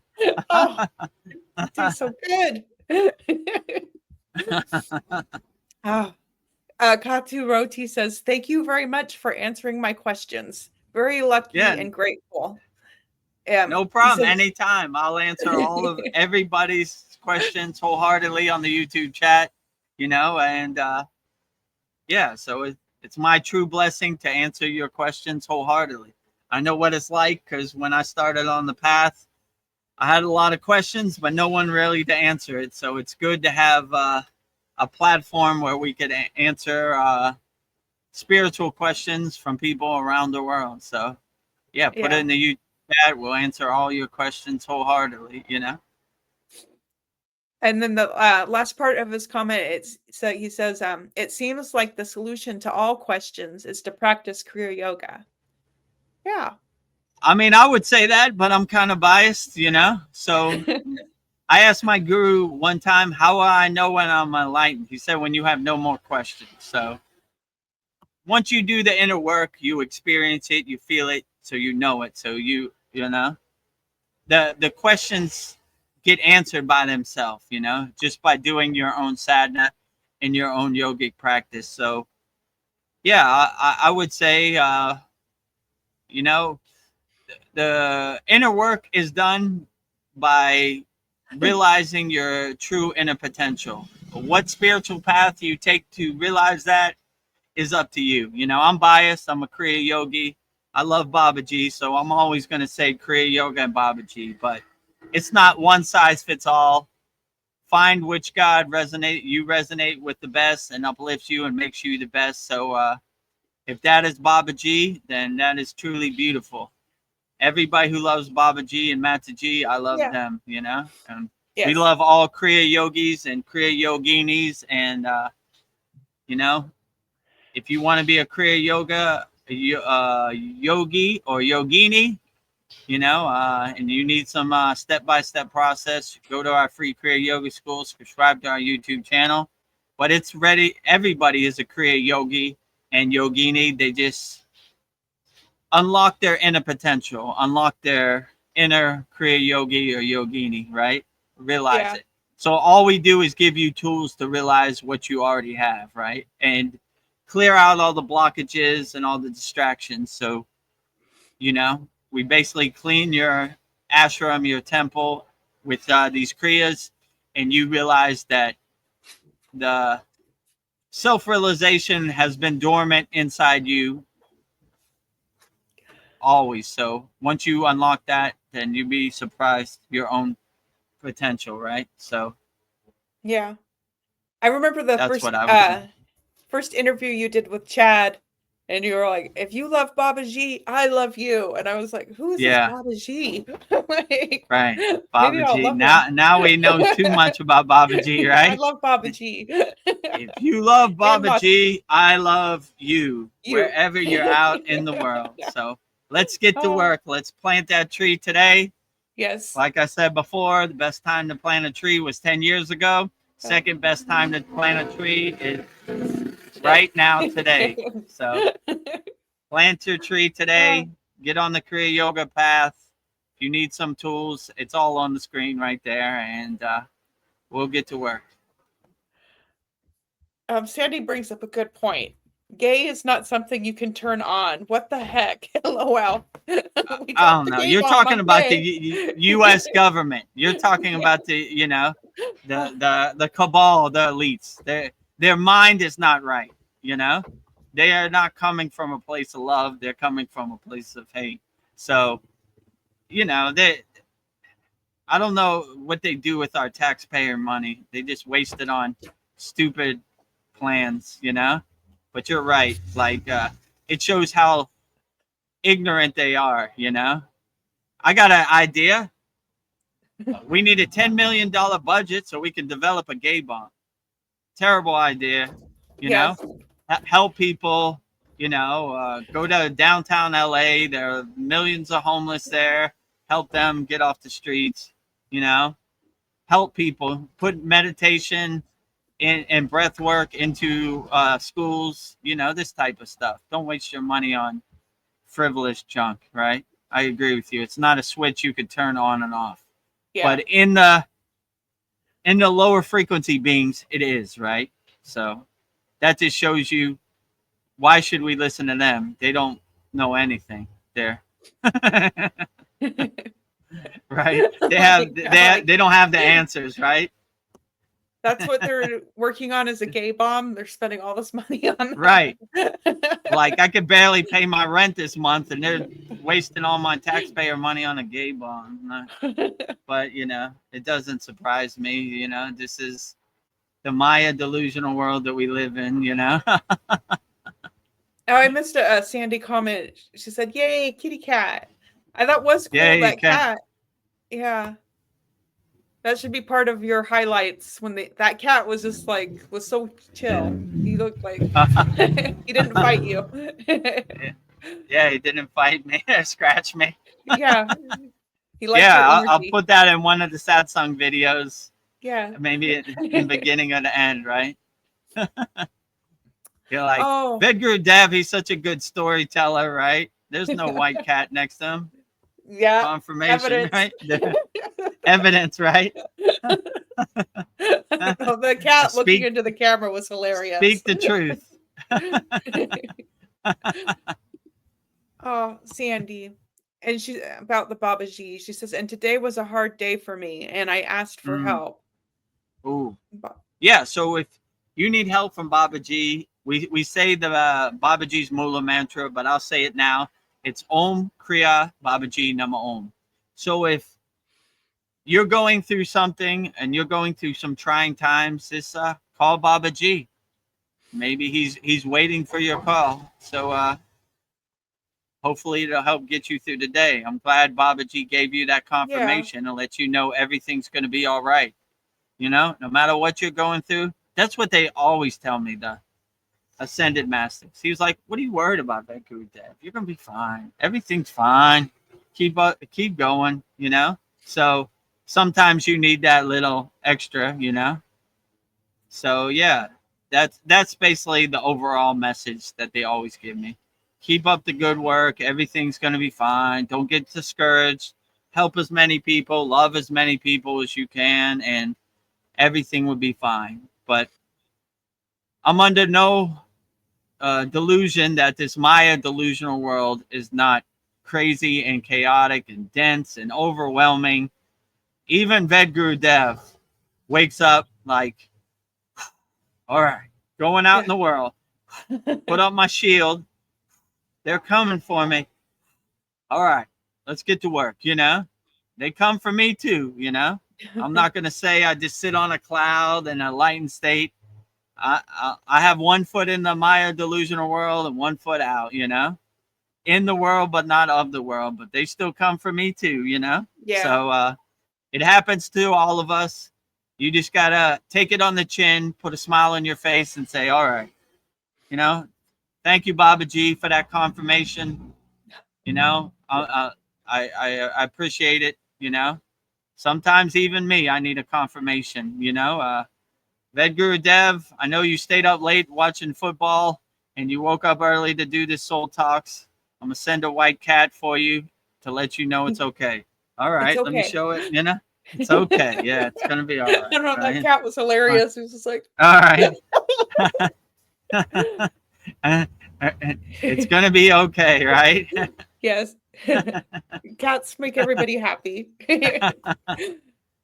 Yes, Sandy says that it was twinkling sparks, one spark, and that Babaji probably showed up because he's probably here to kick my ass because I'm feeling stuck. Babaji does like to kick you. Yeah, I mean, I have a video on our Kriya Yoga Masterclass where he kicked me into the water. You know, I was easing into the ice cold Himalayan lake, Santupal Lake, and I felt a nice invisible kick on my chest, like, get in there. Yeah. You've climbed all these mountains. You went up very steep mountains for 20 kilometers and you're going to ease your way into this lake? No, sir. Cannonball, you know? Cannonball. So, I was easing my way in like, okay. And then I felt like an invisible kick. If you see the video, you'll see what I'm talking about. And rest is history. I was in over my head. And once you're in there, there ain't no going back. So, yeah. So, yeah, sometimes if you need it, these ascended masters, Baba G included, will show up and let you know everything's going to be okay. You know, you're on the right track. You're walking the right path. Don't get discouraged. Don't get disappointed. This Maya delusional world never happens the way anybody wants to happen, you know? So it happens the way it happens. Just become the detached witness and create some space between you and that Maya delusional world. Watch it on the movie screen. Like, that movie was interesting, but it didn't happen the way I wanted to happen. But no movie ends the way I want it to happen. I'm not in control of it. Let it happen the way it happens. But yeah, my guru told me something funny. He said, you know, VEDAGURUDEV, some days you just gotta call it quits, take a shower, and go back to sleep. You know, I go the whole day, no sadhana, no practice. No, you'll have some of those days. You'll know what I'm talking about. You know, and it's good to recharge your battery. Wake up brand new tomorrow, wipe the slate clean, and it's water under the bridge, clouds passing in the sky. So yeah, that's why when some days I even need to take off, you know? Yeah. So when other people need days to take off, I understand completely, because we all have those days where you have to recharge yourself and take care of yourself, you know? Well, I know we're always doing great when we see Darren Carter. He says, morning, yogis. Namaste. Namaste. Namaste, Darren Carter. Namaste, all yogis and yoginis out there in the world. Namaste to everybody. Peace to everybody, you know? Peace and love. Yeah. Everybody. Freedom, everybody. Harmony. Never go wrong. Unlimited peace, love, harmony, freedom for everybody out there. Love. Most importantly, unconditional love. If you can believe it, that's the end of our comments. Really? Yes. I thought we skipped some. We did, but Sandy and Paul were having a conversation, and that wasn't anything you could comment on. Thank you so much. Dave C says, thank you so much for keeping me on the path. Let me see. Did I answer this? I don't think so. Right? Where? I only saw one right Dave there. C comment. I think this is another one. Thank you so much for keeping me on the path. One moment at a time. Yeah. Put one foot in front of the other and stay vigilant on the path, and yeah, you'd be surprised what you can accomplish. If I could do it, anybody could do it. So I'm a testament that before I got on the path of Kriya Yoga, I treated my body like an amusement park. I did probably everything I could to self-sabotage myself, but all I did was do the inner work and stay on the path. So yeah, Dave C, if you have any questions, let me know. I'll try to keep you on the path as best as I can. But if I can do it, anybody could do it. No matter what country you come from, no matter what religious background you have, no matter what color your skin tone is, no matter what planet you come from or universe, Kriya Yoga is for everybody. So, you know, as long as you're coming from a place of love, not hate, then it's for you, you know? So always come from a place of love, not from hate. And then Kriya Yoga should open the door for you and fill in the blanks for you. So yeah, that's what we're made out of, love.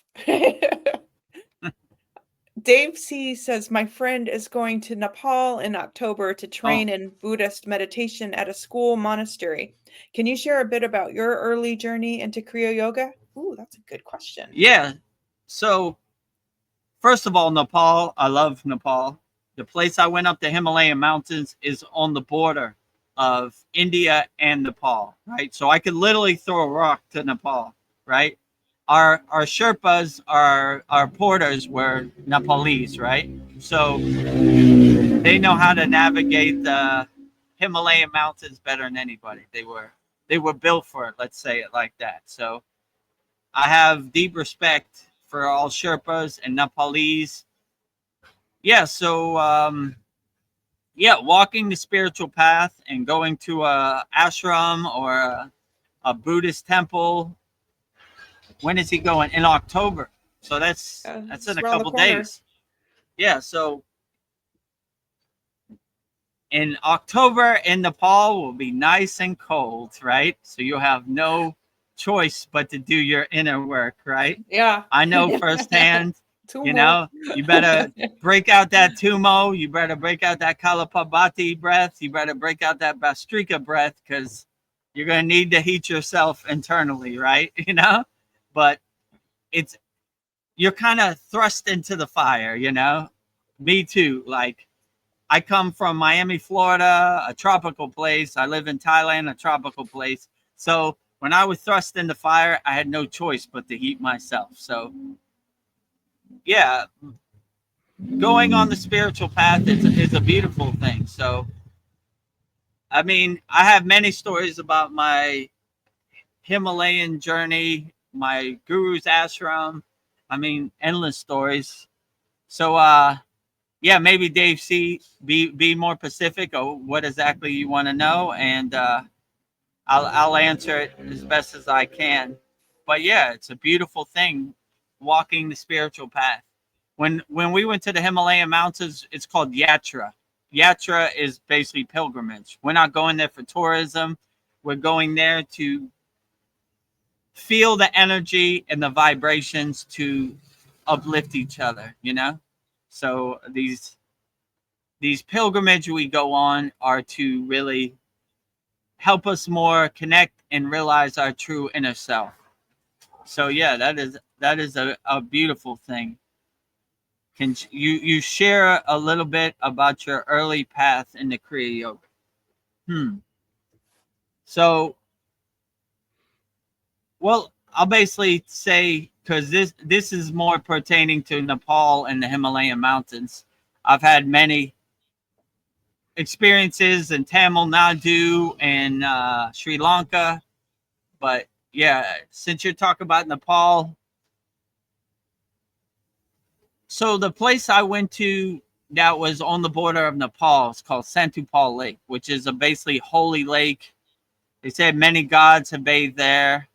They said Arjuna, before he attained moksha, shed all his armor and bathed there and just walked till he found moksha, and a lucky dog on the way that attained moksha with him, and till he was overcome by the snow and he attained moksha. So yeah, this is a beautiful place and a blissful place. So yeah, we basically walked up the Himalayan mountains. It was about 20 to 25 kilometers straight up from our base camp. The base of the mountains was this place called Barinath, and that's where they have the temple of Narayana.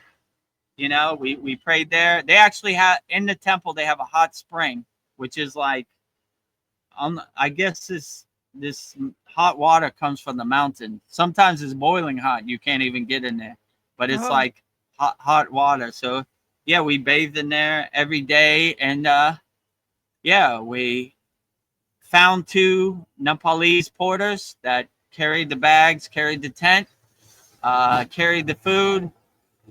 What else did they carry? You know, yeah, and yeah, we went up. So if you become a master of our Kriya Yoga Masterclass, every Saturday I have a picture of my journey going up the Himalayan mountains and different spiritual experiences. And this one in our 82nd class, the Himalayan burrito made an appearance, because I'm holding the tray with my food. So if you look closely, you could see the actual Himalayan burrito that the famous burrito. The famous Himalayan burrito invented by VEDAGURUDEV.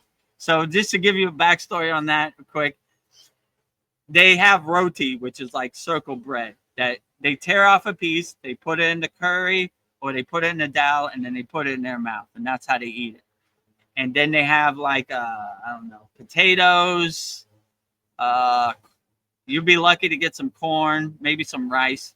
So I had the smart idea, instead of tearing off a piece, dipping it and putting it in my mouth, to wrap it up like a burrito. So I invented the Himalayan burrito, and that was the talk of the town for the next couple days. You see what VEDGURUDEV did? He took the pita roti bread, and he put all his vegetables and all the sauce in there, and he wrapped it up in a nice tight roll, and he put it in his mouth. Yeah. So you were so smart. and they couldn't believe it. It was like I invented the wheel or something. They were like, "What? I never thought about that. That's ingenious." So yeah. So in the picture, they give you like a tin tray, which they clean off and they stack up, so it's easy to carry. And I'm holding the tin tray in my hand, and with the Himalayan burrito. So you could, if you're a member of our Masterclass, all of our members, they can click on it and see it, you know. So all of our classes, I use a picture of my spiritual path. Yeah. So, and then we slept in the cave for a long period of time. Basically, when the sun comes up, we start our sadhana. We start off with some asanas. Then we do our pranayama work. Then we do our meditation. Then usually we do some bhakti or mantra japa. Then I usually take a dip in the ice cold Himalayan lake, and refresh myself. And yeah, pretty much all whole day is sadhana from the sun up to sundown, and yeah, so it's a blissful experience. Let's say it like that. Waterfalls, the snow-capped mountains, the snow melts, and it becomes a waterfall, which is blissful too. So millions of rocks, glacier, river. Yeah, so blissful experience, I would definitely say. I miss my Himalayan mountain cave.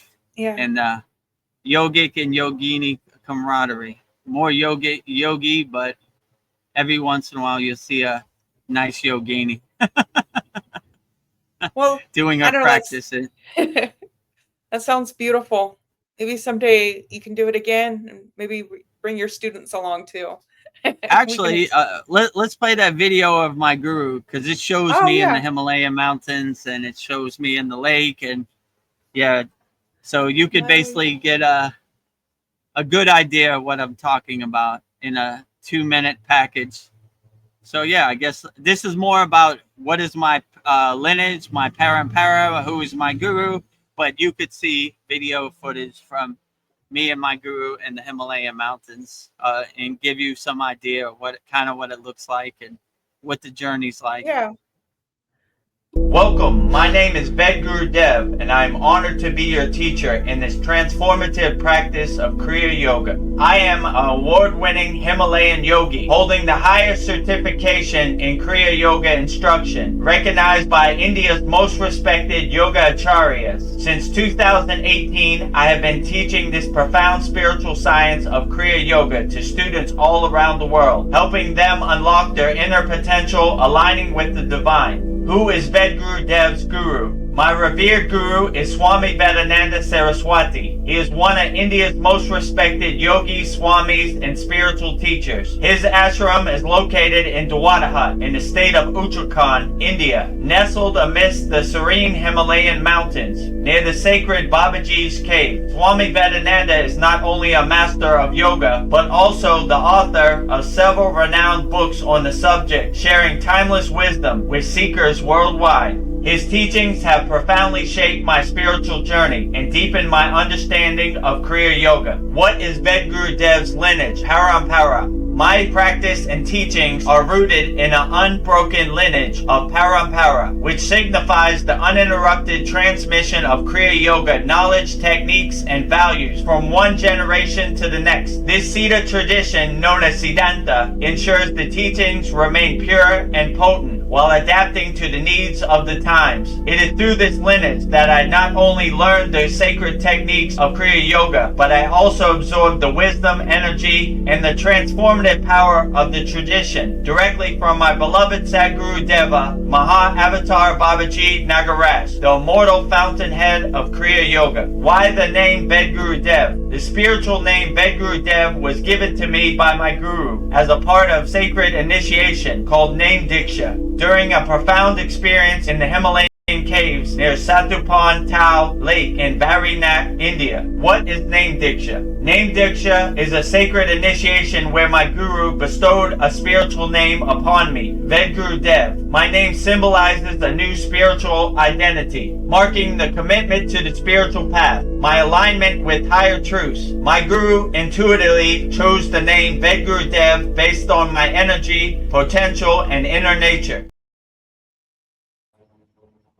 Okay, there you have it. Yeah. So that basically explains it, you know. If you have any questions about our lineage, our parampara, my guru, or anything, hopefully that sums it up in that video. But if you have any more questions, put it in the YouTube chat. Or if I missed any of your questions, put it in the YouTube chat. Been rambling on here for a while. I don't know. Time is an illusion here. It just like goes so quickly. How long have we been on here now? 2.5 hours. Oh, okay. Yeah, it is going by fast. Oh, let me skip to Dave C says that's awesome. Thanks a million. You're welcome. Yeah, no problem, Dave C. Whatever question you have, put it in the YouTube chat. I'll answer it wholeheartedly as best as I can. Darren Carter wants to know, how did Saturday's class go? Oh, Saturday's class went good. Veronica was a little under the weather, but one of our members, Tony, he got divinely inspired, and he said a lot of good nuggets. And Yeah. it was our best. It was our longest class, 2 hours and 57 minutes. So, and we learned 3 new techniques. We learned 1 mantra. We learned 1 asana and 1 meditation. So yeah, it was very profound. So it should be in your school DM. Like if you click on it, you could see it. It's in the classroom. Yeah, so it went good, you know. But we always enjoy Veronica's energy. But this one we had to fly solo. Yeah. But it's okay. It's You know? okay. I understand. We gotta take a day off and do our self-care and help ourselves. So I'm totally understanding. So It always works out. we're glad to have you back, Veronica. Oh, thank you. So if you see me getting up to hit comments, then you know what that is, because that's what Veronica usually did. So I had to do it myself. You know? Yeah, when I'm there, and it like makes it go faster, so you don't have to get up and down. Kyle had a lot of questions, so yeah, I got a lot up and down. Yeah. That's probably why it went so long. Darren Carter wants to know, where's Brother Paul? He's behind the scenes. He's on YouTube. he was here. He was on the screen earlier, but he switched over to YouTube to start his day, so or end his day. So he's around. Yeah, and Darren Carter wants to know, can we get a hold of the poster behind the Swami? Is it the one where all the Ascended Master are behind? Oh. I don't know. I think I know what he's talking about. Yeah, my guru has all the Ascended Masters, and he has like his hands up. Yeah, that looks like a cool poster if you could get it. Yeah, I don't know if he made it. It was hanging. It's hanging on his ashram, so it's like giving respect to. But it's pretty big. It's probably like 12 foot wide by 6 foot high. Yeah. So it's a big one, you know. So yeah, that's a good question. I don't know where we could get that poster, you know. Yeah.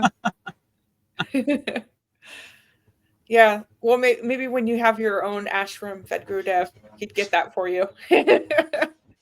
We have lots of wall space. Yeah. Yeah, I and never even thought of that.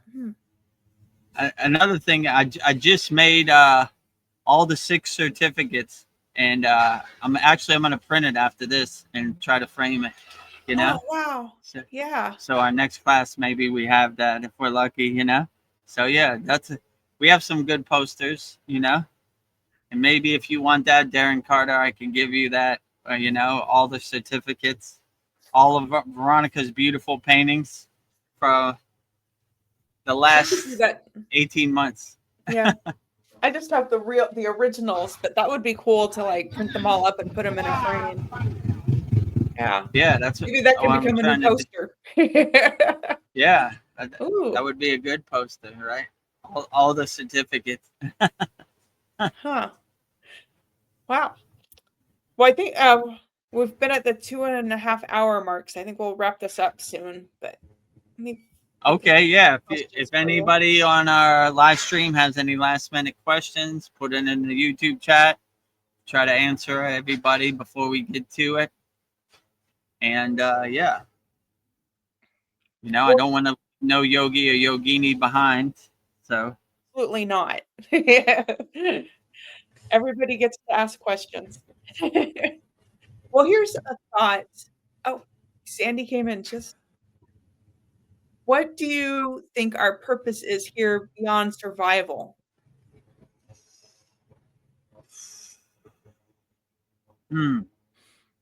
That's a good question. I ask myself that a lot. What is our true purpose or our soul's purpose? I don't know. I'm just guessing at this point, but I would say to see the higher truths that you should be unconditional loving as much as possible, help as many people as possible, be as kind to as many people as possible, be compassionate to as many people as possible, and just evolve your soul. Don't get attached to the Maya delusional world. That's why these yogis say that it's all Maya. It creates that separation and that distance between you and the Maya delusional world. So you just kind of laugh at the comedy show like it is. You're not attached to the outcome. You don't have any expectations. It just happens the way it happens. So I would say, in my case, my true purpose is to realize that material stuff has no meaning when you ascend. So you should focus on the things that have meaning when you ascend, like helping people, loving people, being kind to people, and not letting other people's karma become your karma, or other people's lower frequencies become your frequencies, and just always bring your energy up to your crown. That's why we breathe from the root to the crown. We do everything. We open our 7 chakras from the root to the crown. We uncoil our kundalini from the root to the crown. So we're always bringing our energy up. And once you have the, how can I say this, overall perspective, this overall view, like I like to think of it, of going to the highest building and being in the suite and looking out at the Maya delusional world, like the movie it is, and not getting attached to the movie. So yeah, I basically would say just to always bring your frequency up and look for opportunities to help as many people as possible. You know, like I always say, if you heard this before, disclaimer, I'm sorry, but I want to have a Santa Claus list of 1 million people, helping as many people as possible. And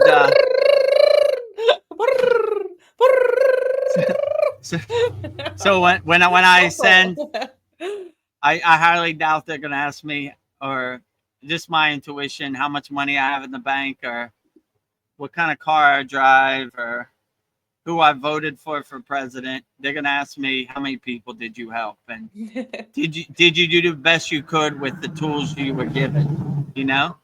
And yeah, I don't see how you could go wrong. So help as many people as possible. You could never go wrong by doing that, I would say. But what is the real true purpose of being in the 3D world? I don't know. It's a good question. I ask myself that many times. Like, why am I here to accomplish? Yeah, go ahead, Veronica. Well, I was just thinking, when you exit this world, all you take with you is your soul. And I was thinking, like, what do you bring with your soul? And I was thinking, like, what is real wealth? And to me, great health, but I don't take that with me when I exit. I think it's having like a inner knowing of self, like your consciousness, like soul knowing, like the compassion and love that you showed for others, your integrity, your strength of character, a depth of devotion, your purity of your heart. I don't know, real wealth or things you can't buy. Like they're like the things that that you bring with your soul. I was thinking, yeah, that maybe that's what you're here for, is like what you can add to your soul, because this world does test you. So I don't know. That was actually something I've been thinking about. What is real wealth? And I think it's things that you can't buy. It's things that you add to your soul. Yeah, and I would say always come from a place of love, not from hate. Never be fear-based. Be a fearless yogi, you know? Enjoy the ride, you know? The roller coaster is going to go up. It's going to go down. It's going to go left and right. It's going to jerk you side to side. This is how this Maya delusional world works. But if you enjoy it, it'll dissipate it. It'll dissolve it a lot more, you know? And it won't be as harsh or stiff as for other people. So, yeah, I would just say love as many people and be kind to as many people as possible, you know? And let your soul be your North Star. Let it be your guiding light. And I don't see how you could go wrong. So travel light, my friend. All these fears and all this baggage and all these rocks in your backpack, throw it off. Travel light. Be a fearless yogi, right? Only ascending with a dhoti. Maybe not even ascending with a dhoti. It'd be a Naga Baba, butt naked, going up, you know? Traveling light. Where's your clothes, VEDGURUDEV? I detach from everything. I renunciate everything. I am the purest sadhak ever. I came in this world naked. I leave this world naked. It's purity. Sandy says, yes, true, Veronica, our light. Yeah, I'm not the only one. VEDGURUDEV'S not the only one that says profound, amazing things too. Sometimes. Yeah. By all means, I like to listen. So say as many profound things as possible. In this week's class, Tony went off for, I don't know, like an hour. I just said, great, keep going, you know? He was cooking. Like, go as much as you can, you know? So any of our, I encourage all of our members to deliver Babaji's mail. And, you know, I've talked hundreds of hours on all these sad songs and soul talks, so I like to listen to other people, you know? So anytime anybody has anything profound to say, by all means, the floor is yours.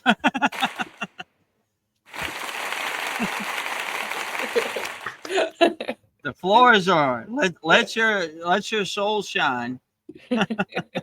I encourage it for everybody out there. Sandy sent us applause emojis.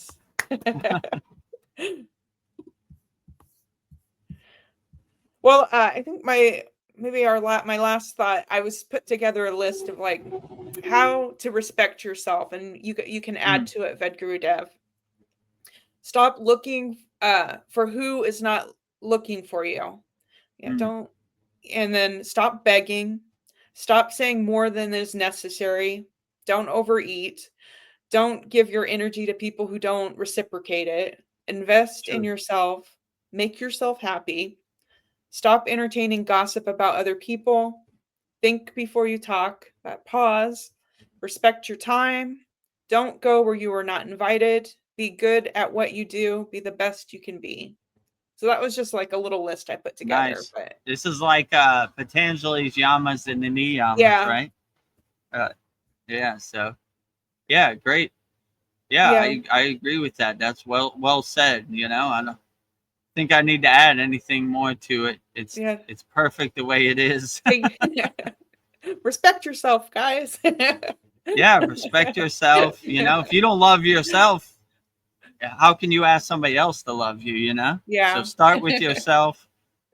Start radiating. Become a lighthouse of unconditional love. You know, help people. Be kind to people. Look for opportunities to give selfless service. You know, just be proud of who you are. When you look at Yeah. yourself in the mirror at the end of the night, like who's looking back at you and say, yeah, I feel pretty good about what we accomplished today. I feel pretty good. Could it be better? Yep. Could it be Yeah. worse? Probably. But I'm pretty satisfied. I'm pretty content where I'm at on my spiritual journey, you know? You know, this world has a way of conditioning you from birth, right? You always think you're unworthy. Uh, the spiritual path is not for you. It's only for monks and other people, but the spiritual path is for everybody. And I encourage everybody to do your inner work and see what your inner potential is inside you as you. So, like I said, if I could do it, anybody could do it. You know, everybody has had these thoughts of unworthiness or I can't do it. But when you surrender to the path, then you'll see that the path is unlimited. You'd be surprised. You know, it's not what you can't do; it's what you can do. Like the possibilities are unlimited. So yeah, I would just say I don't know how you could go wrong by doing that, you know. And Yeah. these quotes you said put it perfectly, you know. Don't get attached to gossip. How does that serve you in the present moment? You know, be the best person, the loving and most kind person you can be, and the path will clear for you, and you'd be surprised.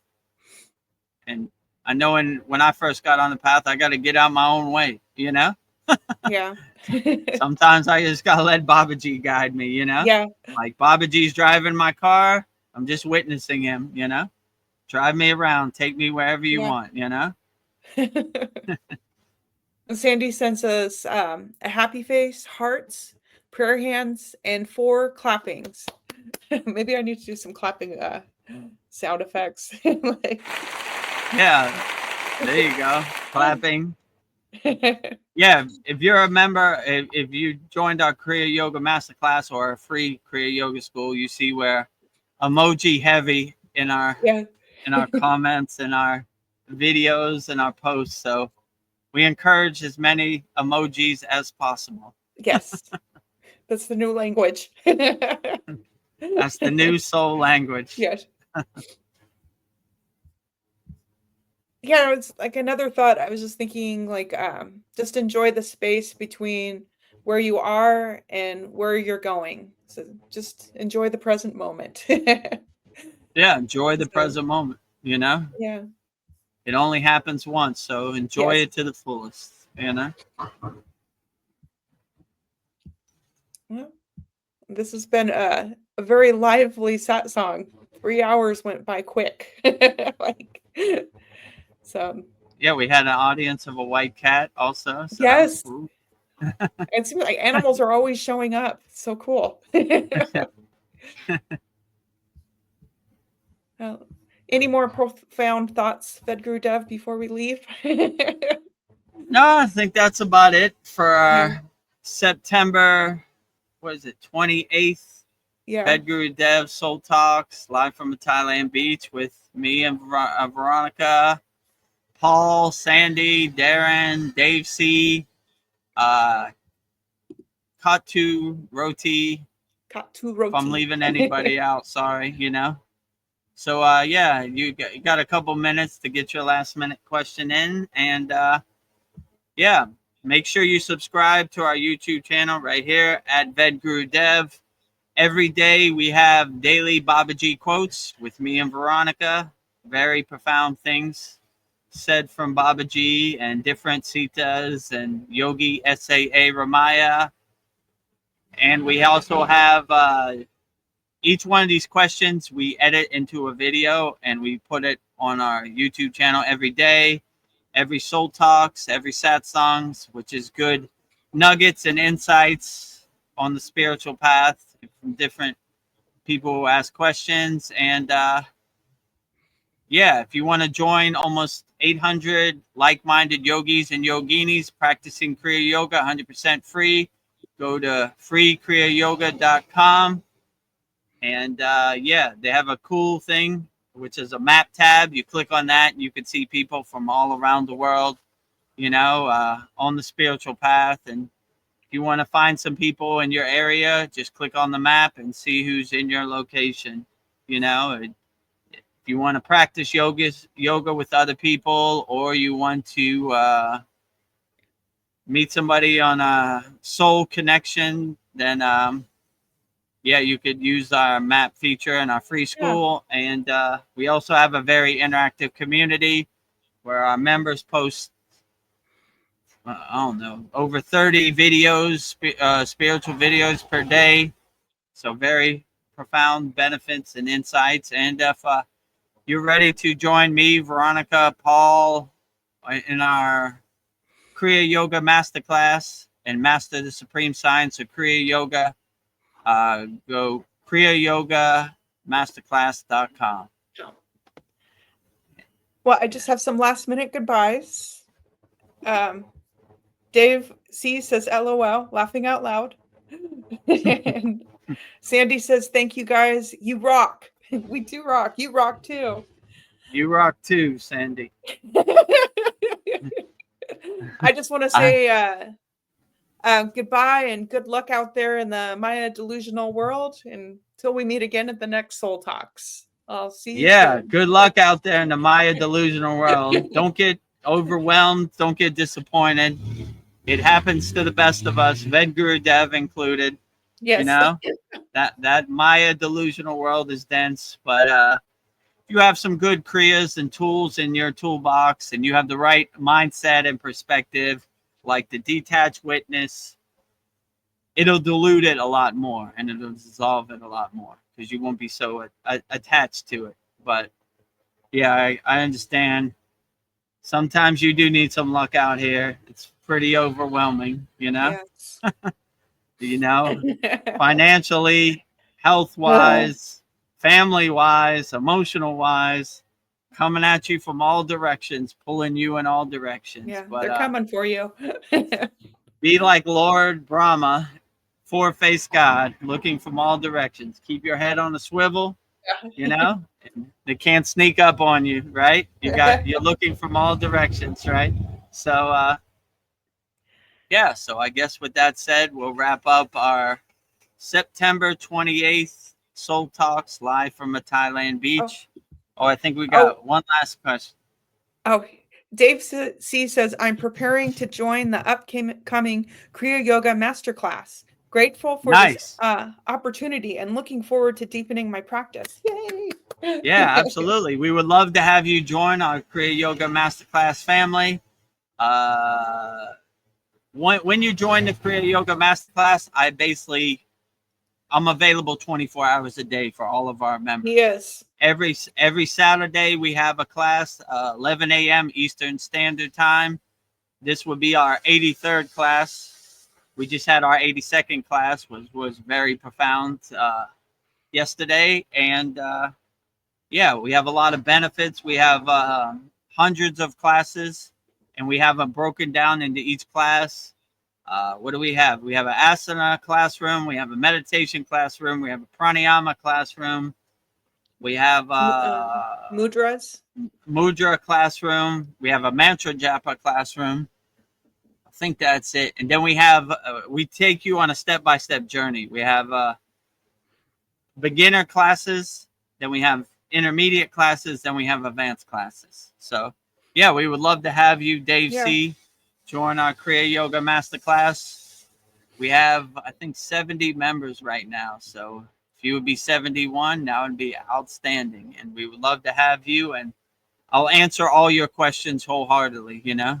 So I don't want to leave any yogi or yogini behind. So when you join our Kriya Yoga Masterclass, I'll send you a link, and you could join us on screen.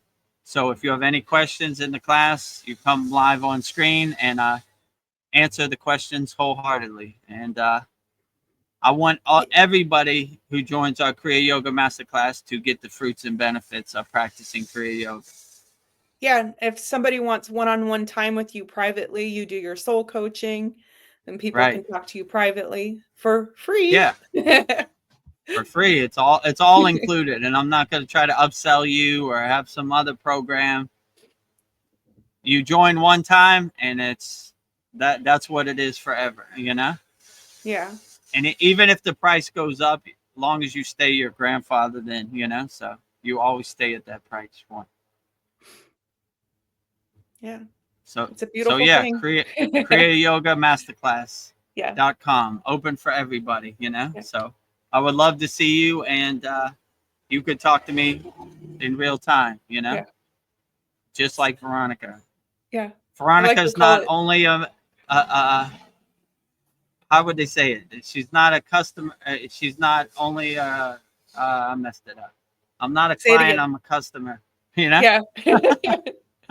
Something like VIP. That. So Veronica is an A1 day one yeah.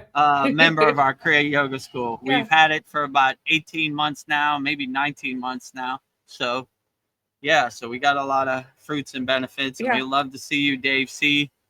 Everybody on this live stream is welcome anytime, you know? And it's a true blessing to teach people Kriya Yoga. Dave C says, thank you for the warm welcome. I'll be joining once I take care of a couple of things. Cheers so much for keeping me on the path today. You're welcome. Yeah, I'll coach you and make sure you stay on the path, especially you join our Kriya Yoga Masterclass. So on your own timing, you're welcome anytime, you know, no rush. Whenever you feel the timing's right, we're here, and we'll open you to our loving Kriya Yoga family with open arms. Yeah. I like to call it the gym for the soul. Gym for the soul. That's what Veronica says in our testimonial. The gym for your soul. Yeah. Sometimes you reach plateaus and you need to go try something new. Yeah. Sometimes you got to try another exercise machine at the gym. Yeah. The one you have now has run its course. Yeah. So we give you hundreds of Kriyas, so you could always have something. And every week we teach new Kriyas, so always something, you know? Yeah.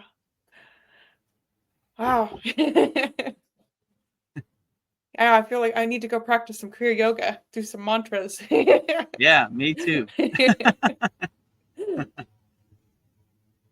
All right. Well, I guess we'll wrap up our September 28th VEDAGURUDEV'S Soul Talks live from a Thailand beach with me and Veronica. Like I said, all the information's on there. Subscribe to our YouTube channel. Join our free Kriya Yoga School, 100% free. And master the supreme science of Kriya Yoga. Go to kriyayogamasterclass.com. And one last thing, LOL, the white cat is a soul of wisdom. The white cat is definitely a soul of wisdom. I could learn a lot from the cat, you know? I want to be like a cat, meditate all day, lay in the sun, eat food, go to sleep. Yeah. Cat's life is pretty cool. Go back to 0-0. Yeah. 0-0-0, right? Too many distractions, too many obligations. The older you get, I want to go back to being an innocent child playing in the sun, not a care in the world, you know? Yes. Dave C says, peace be with you. Peace be with you too. Peace be with you too. I don't know. I feel so much. My heart is so hot right now. Feels good. Feels so much love. Okay, well, I guess Yeah. we'll wrap it up. I keep Yeah. saying that, but I know, and then we keep like adding. fourth time It's is the hard. charm. It's so hard to say Everything's goodbye. on the screen. So we'll end this with Babaji's Mula mantra. So Babaji's Mula mantra is his direct phone number. If you need anything or you're going through hard times, just call on Babaji. And his Mula mantra is Om Kriya Babaji Nama Om. And Veronica will say it so beautifully right now. Om Kriya Babaji Nama Om.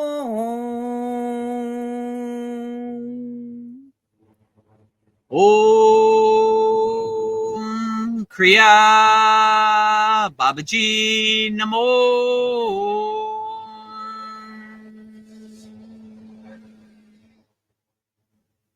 And lastly, we will sing the Shanti Universal Peace Mantra, sending peace and love to all people all around the world. And Veronica will sing it so beautifully right now. Om Shanti Shanti Shanti Shalom Sat Nam Sadhu Tao Em Spirit Swami Kami Amen Amen Oman Selah Home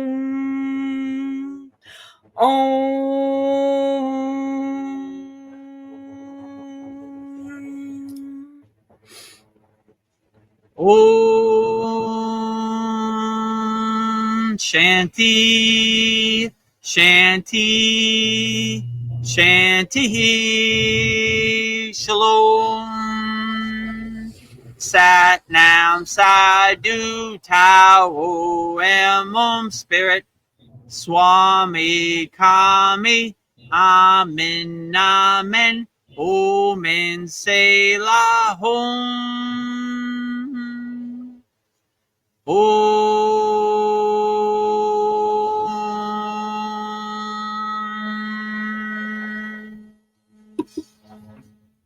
Are you feeling spiritually lost, like you've tried everything, YouTube videos, online courses, even meditation apps, but still something is missing? Wondering, is this all there is? The world is loud and chaotic, and your soul is overwhelmed, craving inner peace, but you can't find your way back to yourself. This is exactly why I created the Kriya Yoga Masterclass and my proven soul coaching system to help people just like you. This isn't a video you watch and forget. It's a daily spiritual lifeline that brings you back to your soul. So if you're done feeling lost and you're ready to start transforming, then come join us. This is more than a course. This is your lifeline. Go to kriyayogamasterclass.com. Kriya Babaji